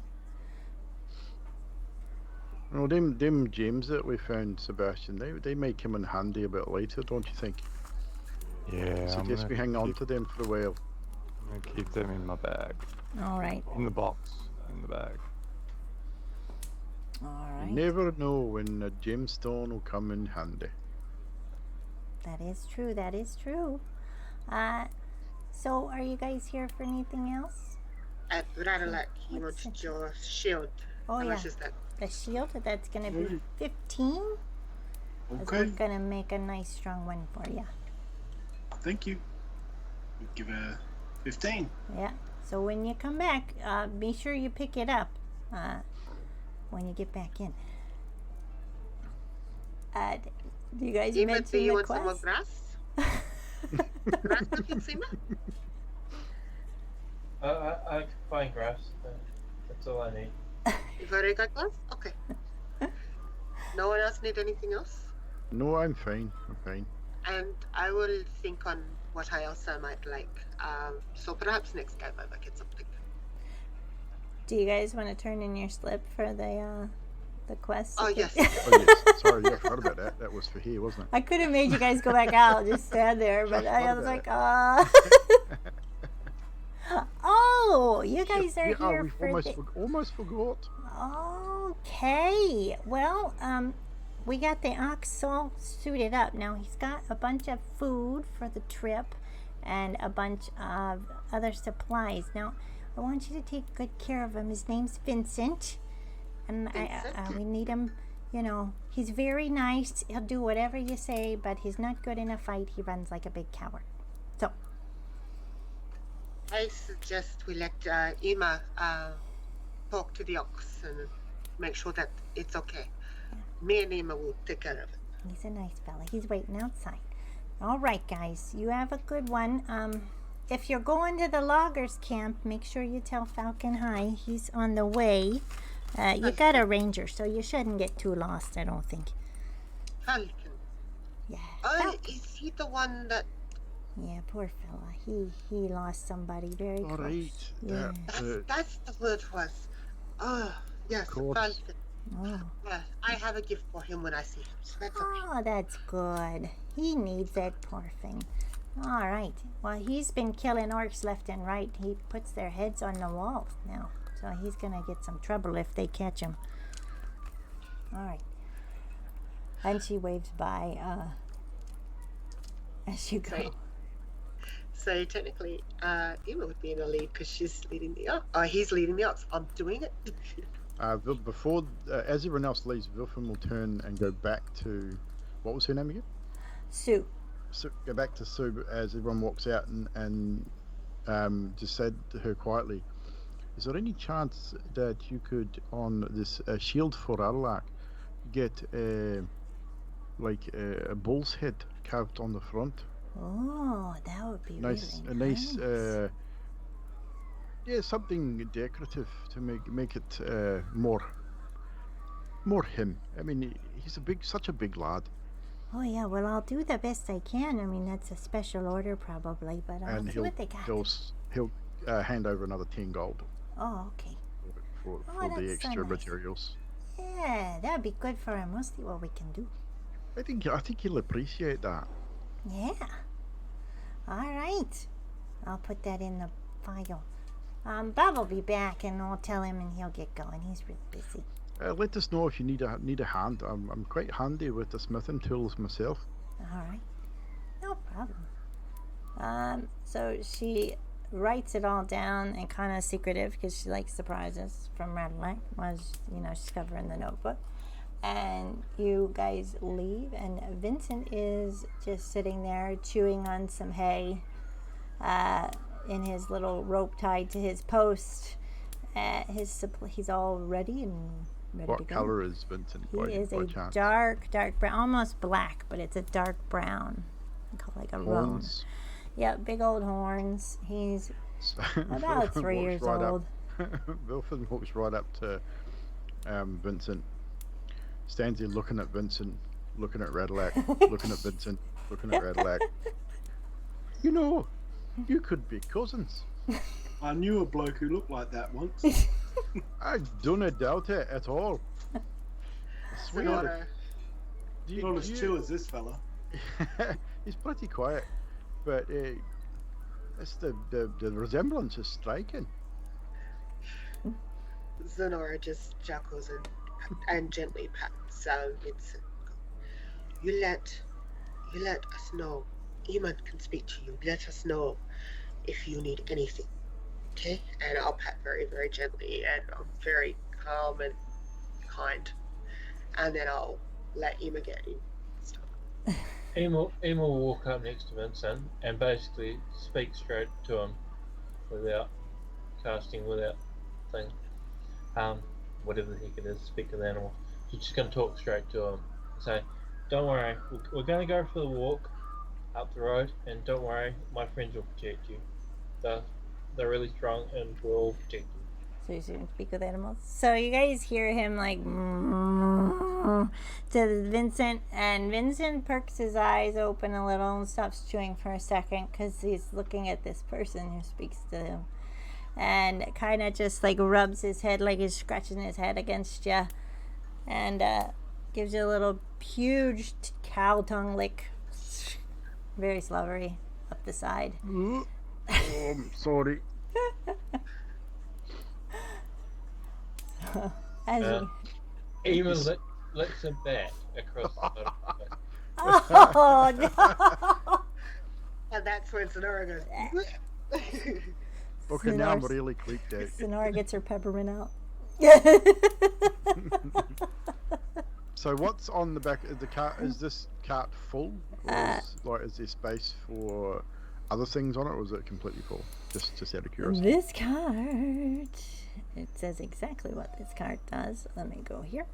I do know that it does contain some food, and Sue Barthen had told you, as she had her two clerks fill crates of supplies. She gave you a parchment which has the inventory of the contents, which is foodstuffs, dried meat, blocks of cheese, loaves of bread, casks of ale, and flasks of oil. And the two heavy crates are on this two-wheeled cart pulled by Vincent. So How much room is left on the cart? Room enough for maybe a dwarf and a gnome to sit, maybe? probably, because it's a two-wheeler, you might be able to sit on top of a cask of ale or something like that. Probably not a good idea for Dolphin to sit anywhere near the ale, but... Or the oil. It's plus oil. But I'm going to suggest that maybe the vertically challenged folk take a wee ride.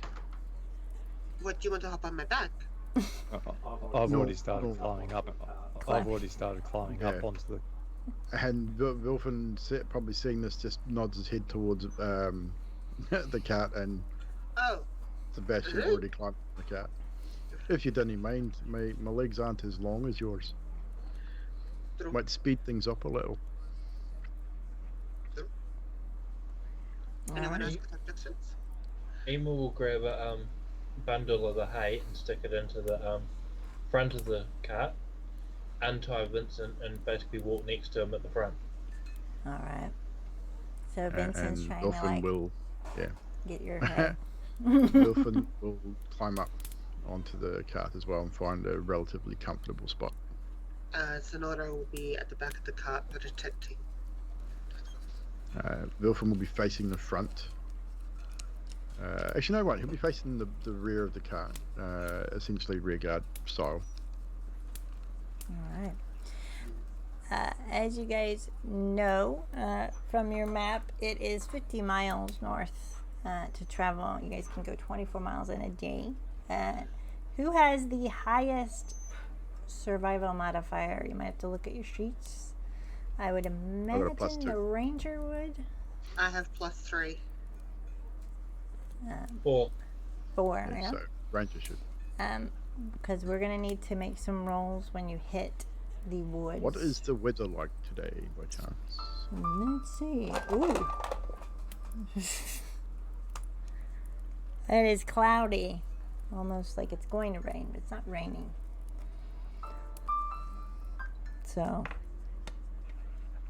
Some bastard's playing a fucking piano. The bard. There's this God. bard in Fandolin that you know of named Bastard. Eggburn. He's from Fandolin. And he starts up playing constantly. Which is a true He's not very good, is it? He's kind of scrawny. Keeps playing off key. So He's not able to do anything. I'm gonna need you to make some wisdom checks when you guys start to leave Ema. And you're gonna need to tell me what you get. So roll about. What's your first one?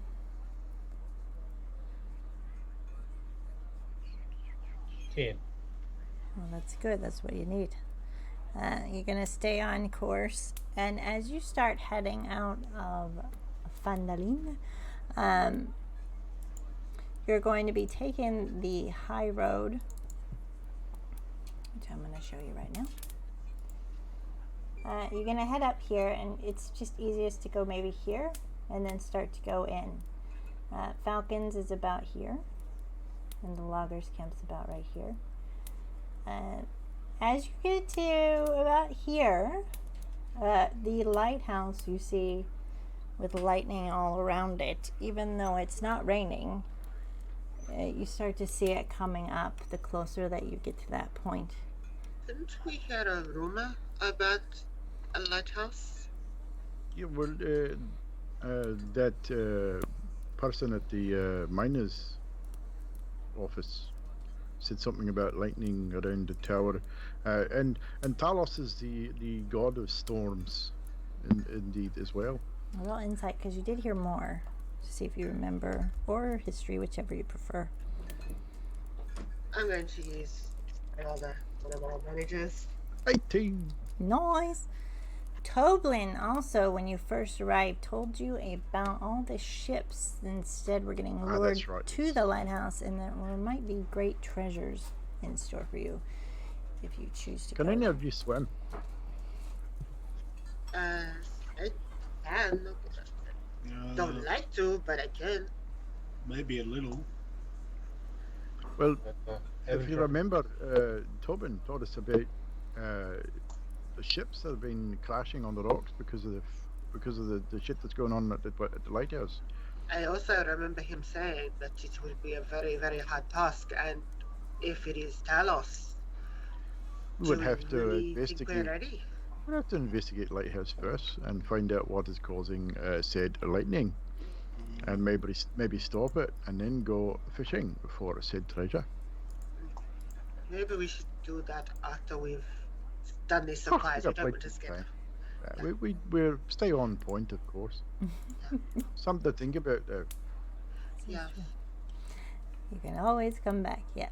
So, as you guys travel, do you guys talk amongst yourselves when it starts to get dark, if you want to head to find falcons, or do you want to camp in the woods?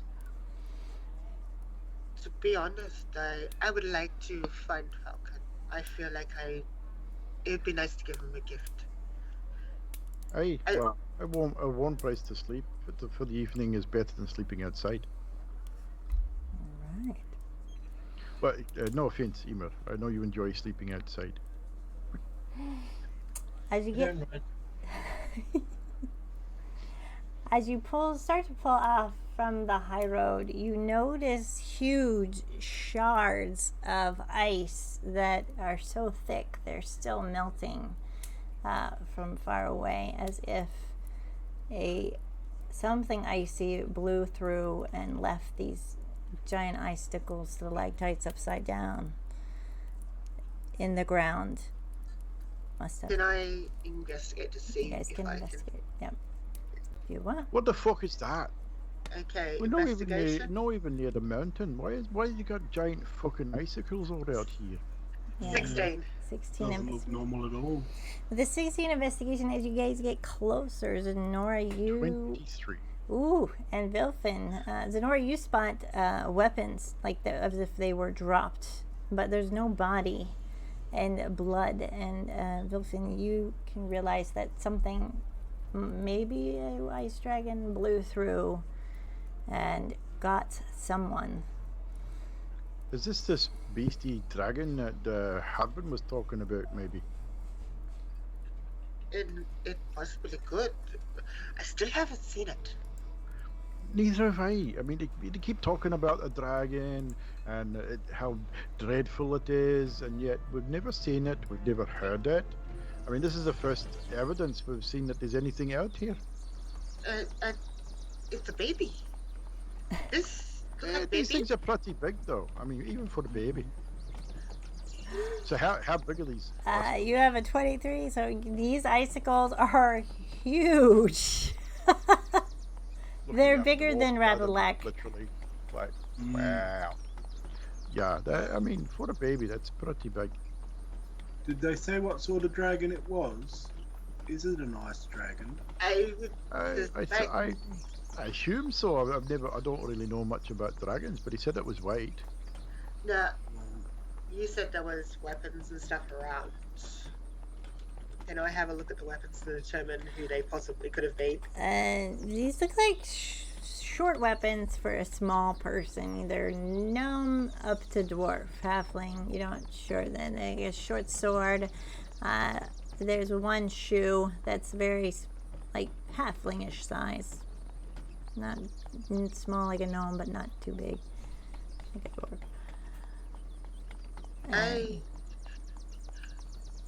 I look at it and go, oh, this doesn't look good.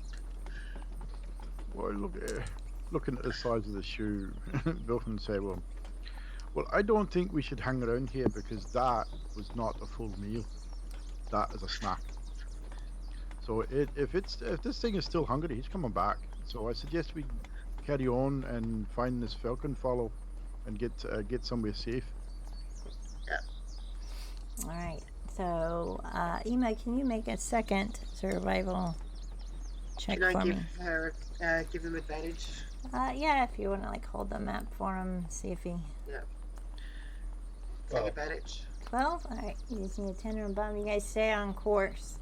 As you're going further into the wood, you're going to start to see signs that, like knock down trees, things like that, that you're coming up on a dwelling. And you'll start to see kind of like a palisade 10 foot high of this compound east of this narrow river here. The main building is a 2-story stone and wood with a high-pitched roof, gables, shutters, a stone chimney. It's got smoke coming out of it. It looks very inviting, actually. And there's a gatehouse with a stone bridge across. As you guys go up, you notice there's a bell to ring, or you guys could yell over the walls, but the gate is shut.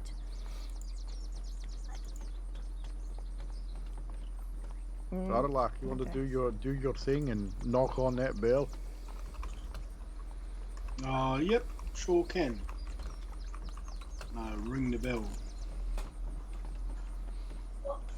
All right, so as you ring, there's a little gate house on the top, and a very kind of heavy-set, short guy, kind of jolly looking, looks down. And, oh, what can I do for you guys? Are you here to stay the night? You brought a cart. Who wants to speak? We were sent here. I'll let one of them do the talking. We're traveling on.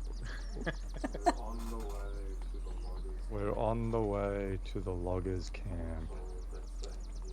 What We're he told that staying here the night was a good thing. Yeah. We also have a gift for Mr. Falcon. Oh. If he is around. Yeah, he is out hunting. He'll be back. Yeah, I'll come down. Hang on. And you see the gate slowly open, and Corwin comes out and introduces himself and shakes whoever's closest hands, probably Rattleback, and leads you guys in. He's yelling at Pell, and you see this little boy come and grab Vincent and start to lead him toward the stables. I'll get you a picture. I will pat Vincent and go, it's okay, I'll look after you. Well, Pell's mute. He can't speak, but he'll take good care of all the... Uh-oh. Yep, no, I have my leggy things. Want you back. Yeah. So as he's doing that, I'm going to get you guys a picture of the hunting lodge, because I know I got one. Here we go.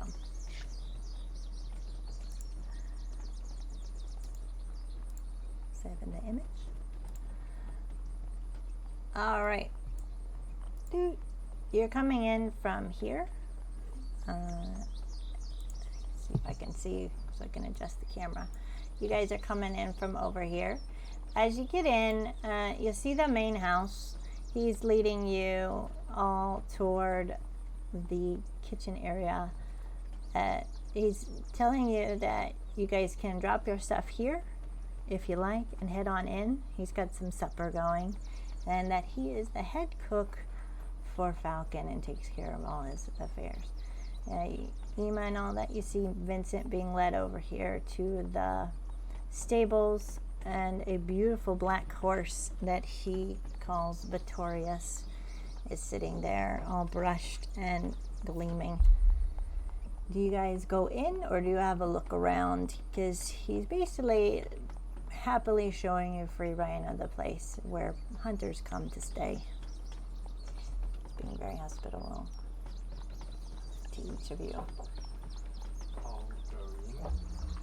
I would go in and find a seat.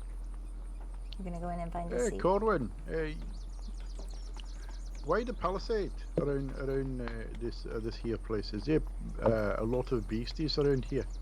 Oh, Neverwinter Wood's pretty well known for all kinds of magical happenings, but the Palisades are new.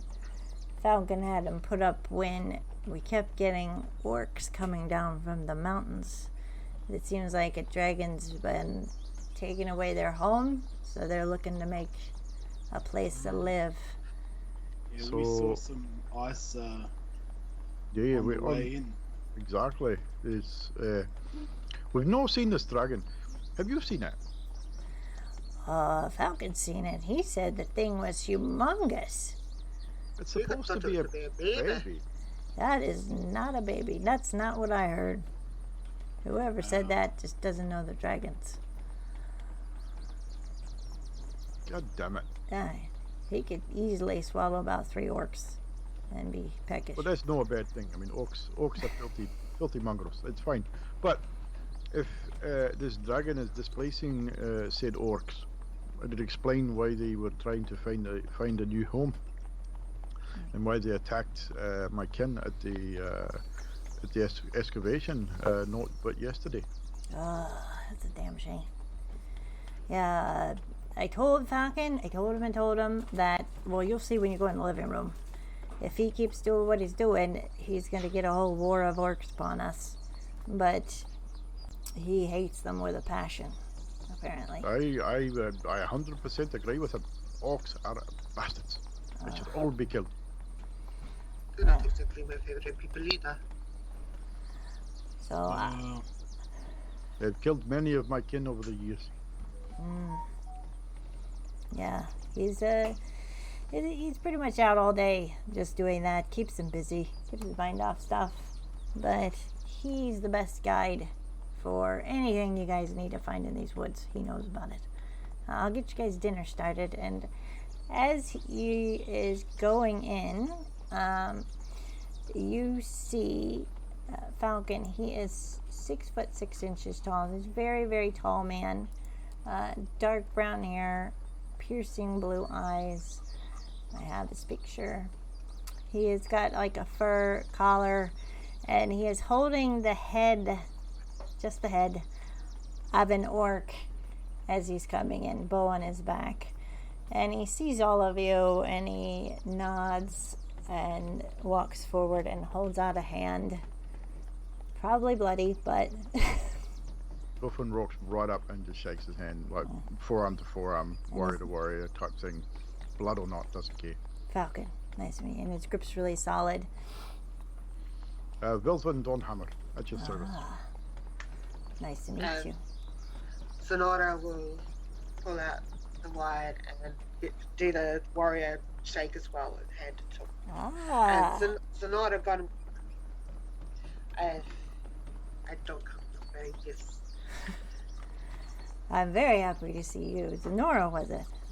Sonora. And he looks at the wine, grateful. Well, it looks like we'll be having this over dinner. Shall we? And he leads you guys in. You guys go through the cook's kitchen into where it says F11. There is a big hunting lodge feel big fire, dining room table, comfy chairs, and what used to be game heads has been replaced with orcs. It depends on whether you think that's a scary sight or not, but he has them Wilfred lined will be up. absolutely fascinated and probably will go around and look at them all quite closely. Or the ones that he can see it from his height. Sonora will very probably saddle up to Eber and go, don't think you gotta get lettuce across here. Do you have any spare? Or I can give you a ration. There's hay in the barn. There is a You sure? Yeah, I'm good. I can give you curry bread. I got curry bread still. Oh, There's plenty of grass outside. So you want the curry bread? Oh no. That is a picture of what you see when you see Falcon. And Falcon overhears this, and he doesn't look concerned at all. He doesn't think it's odd. He just says, if you need anything, Pell can hear anything you need and get it right away for you. We cater to everyone here. And with this nice bottle of wine, one of you can get the nice room upstairs. It's got some a pipe for those of you that like to smoke. It's got a wash basin and down comforters. Everything. Only the best. Wilfred will produce a second bottle of wine from his pack, which is the one gifted from Karnos. Oh, that's true. Ah. You guys are now my new best friends, I think. So, yeah. You're welcome to stay. Got to love a man who enjoys his drink. Oh, cool, more friends. And Radlac will go up and shake his hand. Radlac, just Radlac. And he shakes you and he pats you on the back. Well, it's good to see all of you. So you're on your way, judging from the ox I just saw, to camp? Loggers camp? Hey, indeed. I haven't seen much going back and forth lately, so that's usually not a good sign. Aye, but we have come across a few orcs in the last couple of days. We dispatched them rather quickly, I might add. And we heard that you are in the same line of business of late. Yeah. And quite clearly so. Yeah. So he motions all of you to the table as Corwin's laying out dinner, and he continues the conversation by saying, I've been seeing some strange thing. Now, Neverwinter is strange here. Make no mistake. But these orcs have started worshipping a god of some kind. They've got mages. Talos. I'm not sure. I don't read Orcish. That's the problem. Storms. We heard the name Talos when we dispatched the orcs that we did earlier a couple of days ago. God of storms, chaos. Well, I haven't. You say they have mages? They have mages, which is odd. They don't usually have mages. And he points to Orcs. one that has like very big boar-like tusks on it on one of the heads. That one right there. Normally not that intelligent. No, that's the problem. Yeah, they normally have shamans, not mages. Aye, I've heard of an orc shaman, but never a mage. This is a mage. And they can That's troubling. transform into beasts. I'm not sure. I don't read Orcish. Do any of you read Orcish? No, I do not, unfortunately. Because I've found some pieces of paper on them, but unfortunately I burn the bodies as soon as I get a hold of them. If I find any, or you find any, make sure Do you you have a check. copy of the papers, and we can perhaps, in our travels, see if anyone can read it? And he looks and nods to Corwin, and Corwin nods back and goes off, like seeming to check to see if he can find anything. And he says, there is a manse. I don't know if you guys know what a manse is, but they used to use it to train mages and the like. It was run by elves in the wood, and I think it's been taken over. But there's too many for me to infiltrate. I've been scouting it for about a week now. So maybe when you guys get a little stronger and come back, you might be able to help me clear this manse out. I think that's where they're doing a lot of their rituals. There's a giant tree as black as coal growing out of the middle. It's the strangest thing I've ever seen. Well, I, for one, would be honoured to select orcs by your side. Yeah. But we do have a few errands to run before we could potentially commit to such an excursion. Of course. Wanting to keep true to our word and all. Well, you're welcome anytime back here. To stay, especially if you bring wine. And Oh, I remember that. I always have wine or ale or mead. Jenny always have alcohol somewhere. And as you guys do that, Pell runs up to you, Ema, with a little bowl full of the freshest, cleanest grass you've ever seen from the meadows of the woods. The clovers, things like that, and sets it in front of you and waves and goes and sits by the fire. So Ema thanks him very much. He puts the bowl on the table and then starts eating it without using his hands. Oh, Rari, you get used to that. yeah, I'm The used to Wilfin that. still, every time he sees it, even though he's probably seen it a few times now, just is amazed and sort of like shakes his head, going, "What the fuck is going on here?" Corin brings back a book, and it's kind of a elvish kind of, not elvish, orcish kind of alphabet that he's found from town. He whispers to Falcon, and Falcon nods, and he says, we haven't kept copies of the papers, but we have bought this, and I'm going to be on the lookout, so if you guys see anything, and you bring it back here, we can decipher it. And then he also puts this out on the table and says, look, if you come back and help me with the manse whenever you like, I'll give you these boots. They're supposed to be these boots of elven kind. You can have them. Wilfin looks down at his feet, bootless, wrapped feet. I've never Looks at worn the- boots before. He looks at the boots and goes, "Nah." They help you move more silently if you need them. So,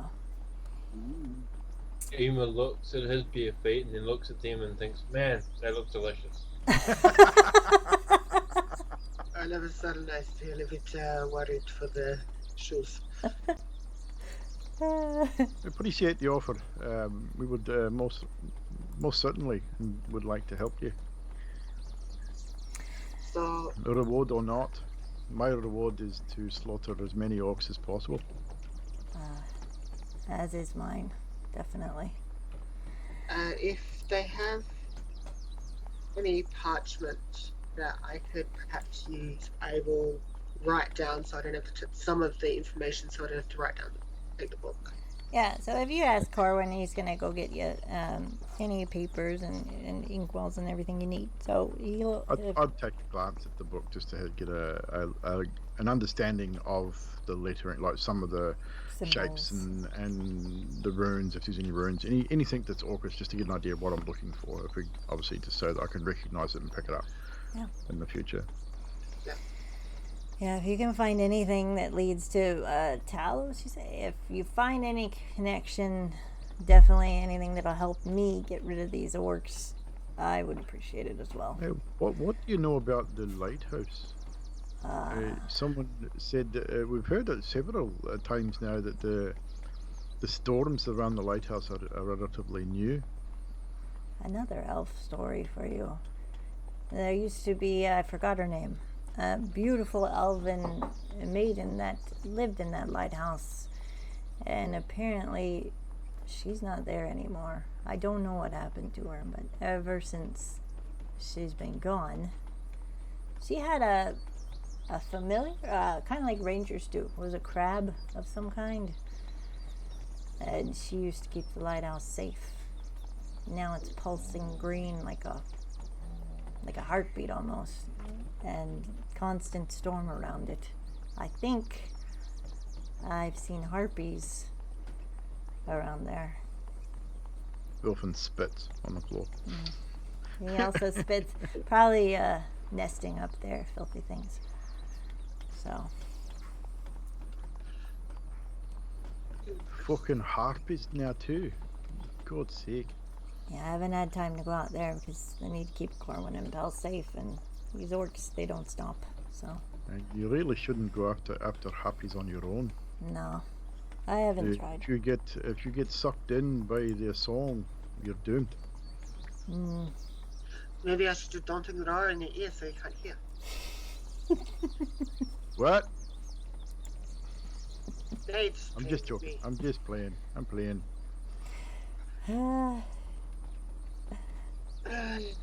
So you, gnome fella, you like pipeweed?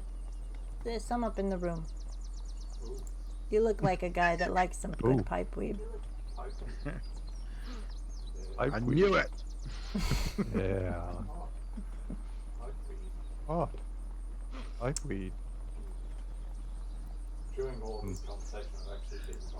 all these conversations, I've actually been rustling through a bag that Doubledop gave me and just pulling out bits and pieces and trying to work out what the hell she gave me.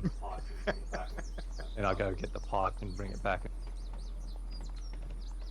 Not to keep. I mean, you can borrow the pipe, but yes, you can definitely use the pipeweed as much as you like. That's okay. I pull out my own pipe. Start packing the weed. All right. Who? Zanara would want to wash bases and all that kind of stuff. Since she got the wine, she can have the down and all that kind of stuff. The Corwin leads you up, and there is the fluffiest down bed you've ever seen. Right up on the upper level. Do I still have that map up? Right on the upper level, there is this room with a big fireplace here, and that is Falcon's room there. You get all the amenities. The pipe and the pipeweed are gone, but you still have a bed and all the finest stuff. That's right. And you guys have these rooms right here with all the amenities. Not so much the down bed, but they keep it nice and comfy for you guys. Wilfin's probably going to be one of the last to bed. He's going to, just knowing these orcs relatively near, possibly, he's going to do probably some perimeter walks. Yeah. For a few hours before eventually heading to bed. Yeah. Corwin, you'll see if it gets dark. Corwin goes out and lights all the lanterns around the palisades and shuts the gate and locks everything. There is a watchtower if you choose to go up there. You probably would. You'd probably check it out. Sonata is just, before she goes to bed, is just watching and seeing how things run and how things work. Trying to get a sense of pattern and pace of how things go. So any noise that she hears or anything like that that's out of the normal, she'll kind of have an idea of. Yeah, they told you the manse is about 10 miles away. As it was cloudy, let's check the weather. Now it is starting to rain, and you do hear thunder from far away, but you don't see anything so far. And I will make a roll. And you guys don't see any sign of any dragons or hear anything. So the night's looking a little stormy. The night is long and full of terror. Yes, it is. especially in Neverwinter woods.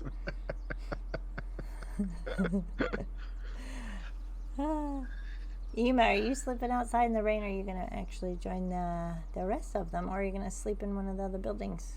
There's stables and all kinds of stuff. I'd ask if I could sleep outside or if I could sleep in the barn or something. Corwin, Pels lives where it says F6 and that. You can sleep in the stables where it says F5 here. And there's plenty of hay, soft hay. Batorius kind of looks at you and snorts a little. The horse. Horse. Ema's gonna walk up to the horse and horse language say, "What a beautiful coat you have," and then she's gonna go sleep in the hay. Batorius is like, "Why, thank you, kind sir," and chews his hay back at you. Radlack's gonna sleep outside too. All right. It's raining. Probably in the stables. In the stables. All right. So you've seen Ema do all that and lay down. Meh. Wilfin will check on them as he does his couple of patrols. He'll probably walk through there and notice them and think, right. And just, it wouldn't disturb them. Just Radlack just nods. As you guys drift off to sleep, I'm gonna make you guys make I don't really want to tell you, so roll a d20 for me to tell you what you get. And I'm gonna write it down. 12. 5. Oh. Redlick. 15. Sebastian. Ema. Also 5. 5. Sebastian. 9. All right. The 15 and the 12 of you get the same dream that you had as before. The 5s and the 9s, you just hear the voice again. That's all you hear as you guys drift off to sleep. And at the end of the sleep, you hear the word Talos. And that is probably where we can call it for the night at Falcons. So, I hope you guys had fun. Favorite parts. We're still trying to work it out, you know that. The favorite parts. Ema, do you want to put you on the spot? So, just my favourite part sort of lines in with my feat that I didn't tell you before. Yeah.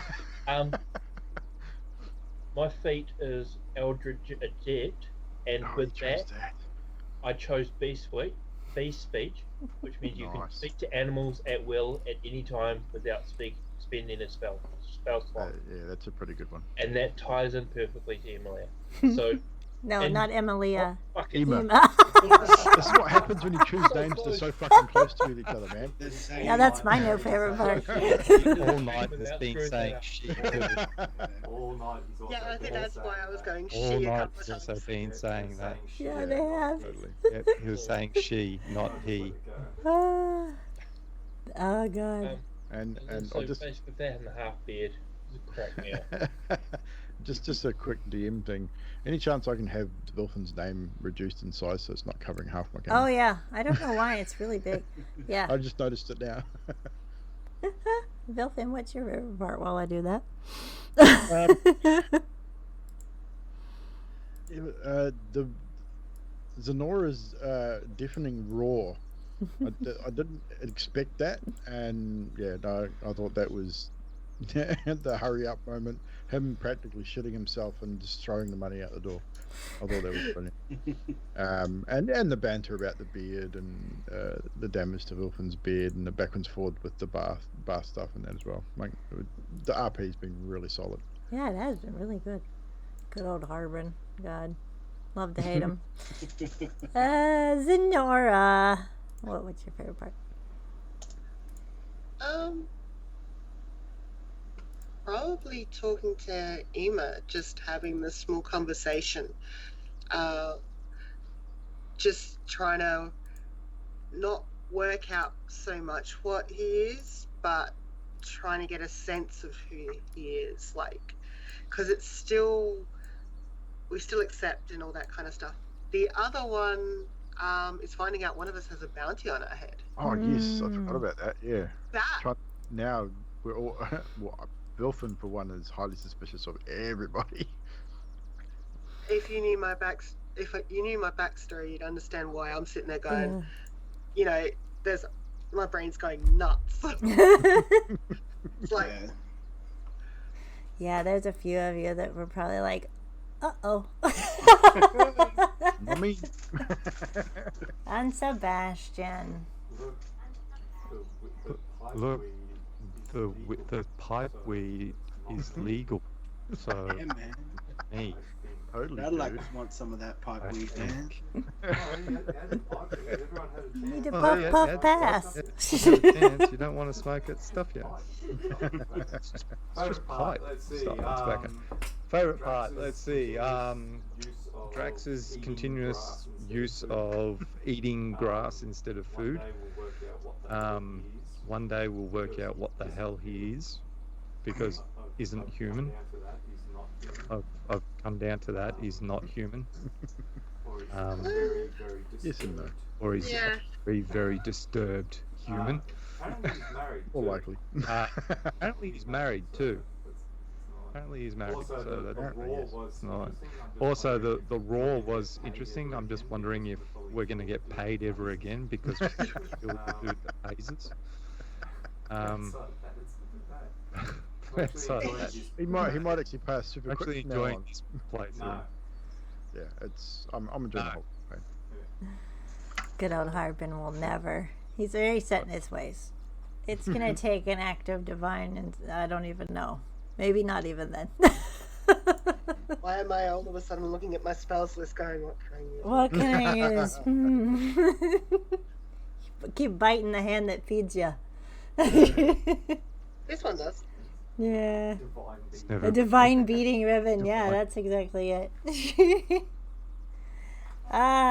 So my favorite. Geez, I don't even know my favorite. You get one from Radillac, one again. Yeah, Radillac. What do you got to say?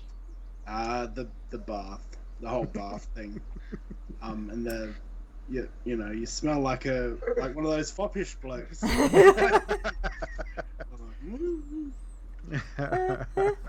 Just the whole thing, and yeah, the bounty, man, that really sort of stuck with me for the rest of the night, and everything that happened after that, like just sort of, yeah. Who's got the bounty on their head and why?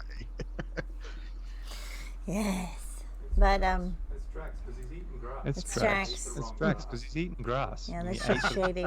Eating grass without consent. Yeah. Yeah, he's been eating grass off someone's lawn without permission. All these don't stay off the grass signs he's been going around. Yeah. Get off my lawn. Sounds like what Harbin Wester would say. But yeah. So I like how you guys are finally talking to each other and getting to learn about each other and just not going through and not saying stuff, because it's more realistic if you guys are like, what's this guy about, you know? I like that. And your role play is really good, which takes some time off me, and I'm all about that. Battle. Actually, I just remembered the best moment in the whole stream tonight was Grimm's picture that he posted of Sonora getting into the bath. That was pretty funny. That was really good. That was good. Actually. And I like how Grimm talked differently to Harbin, but not to the rest. I Yes. picked up on that, so that's pretty good. Interesting stuff.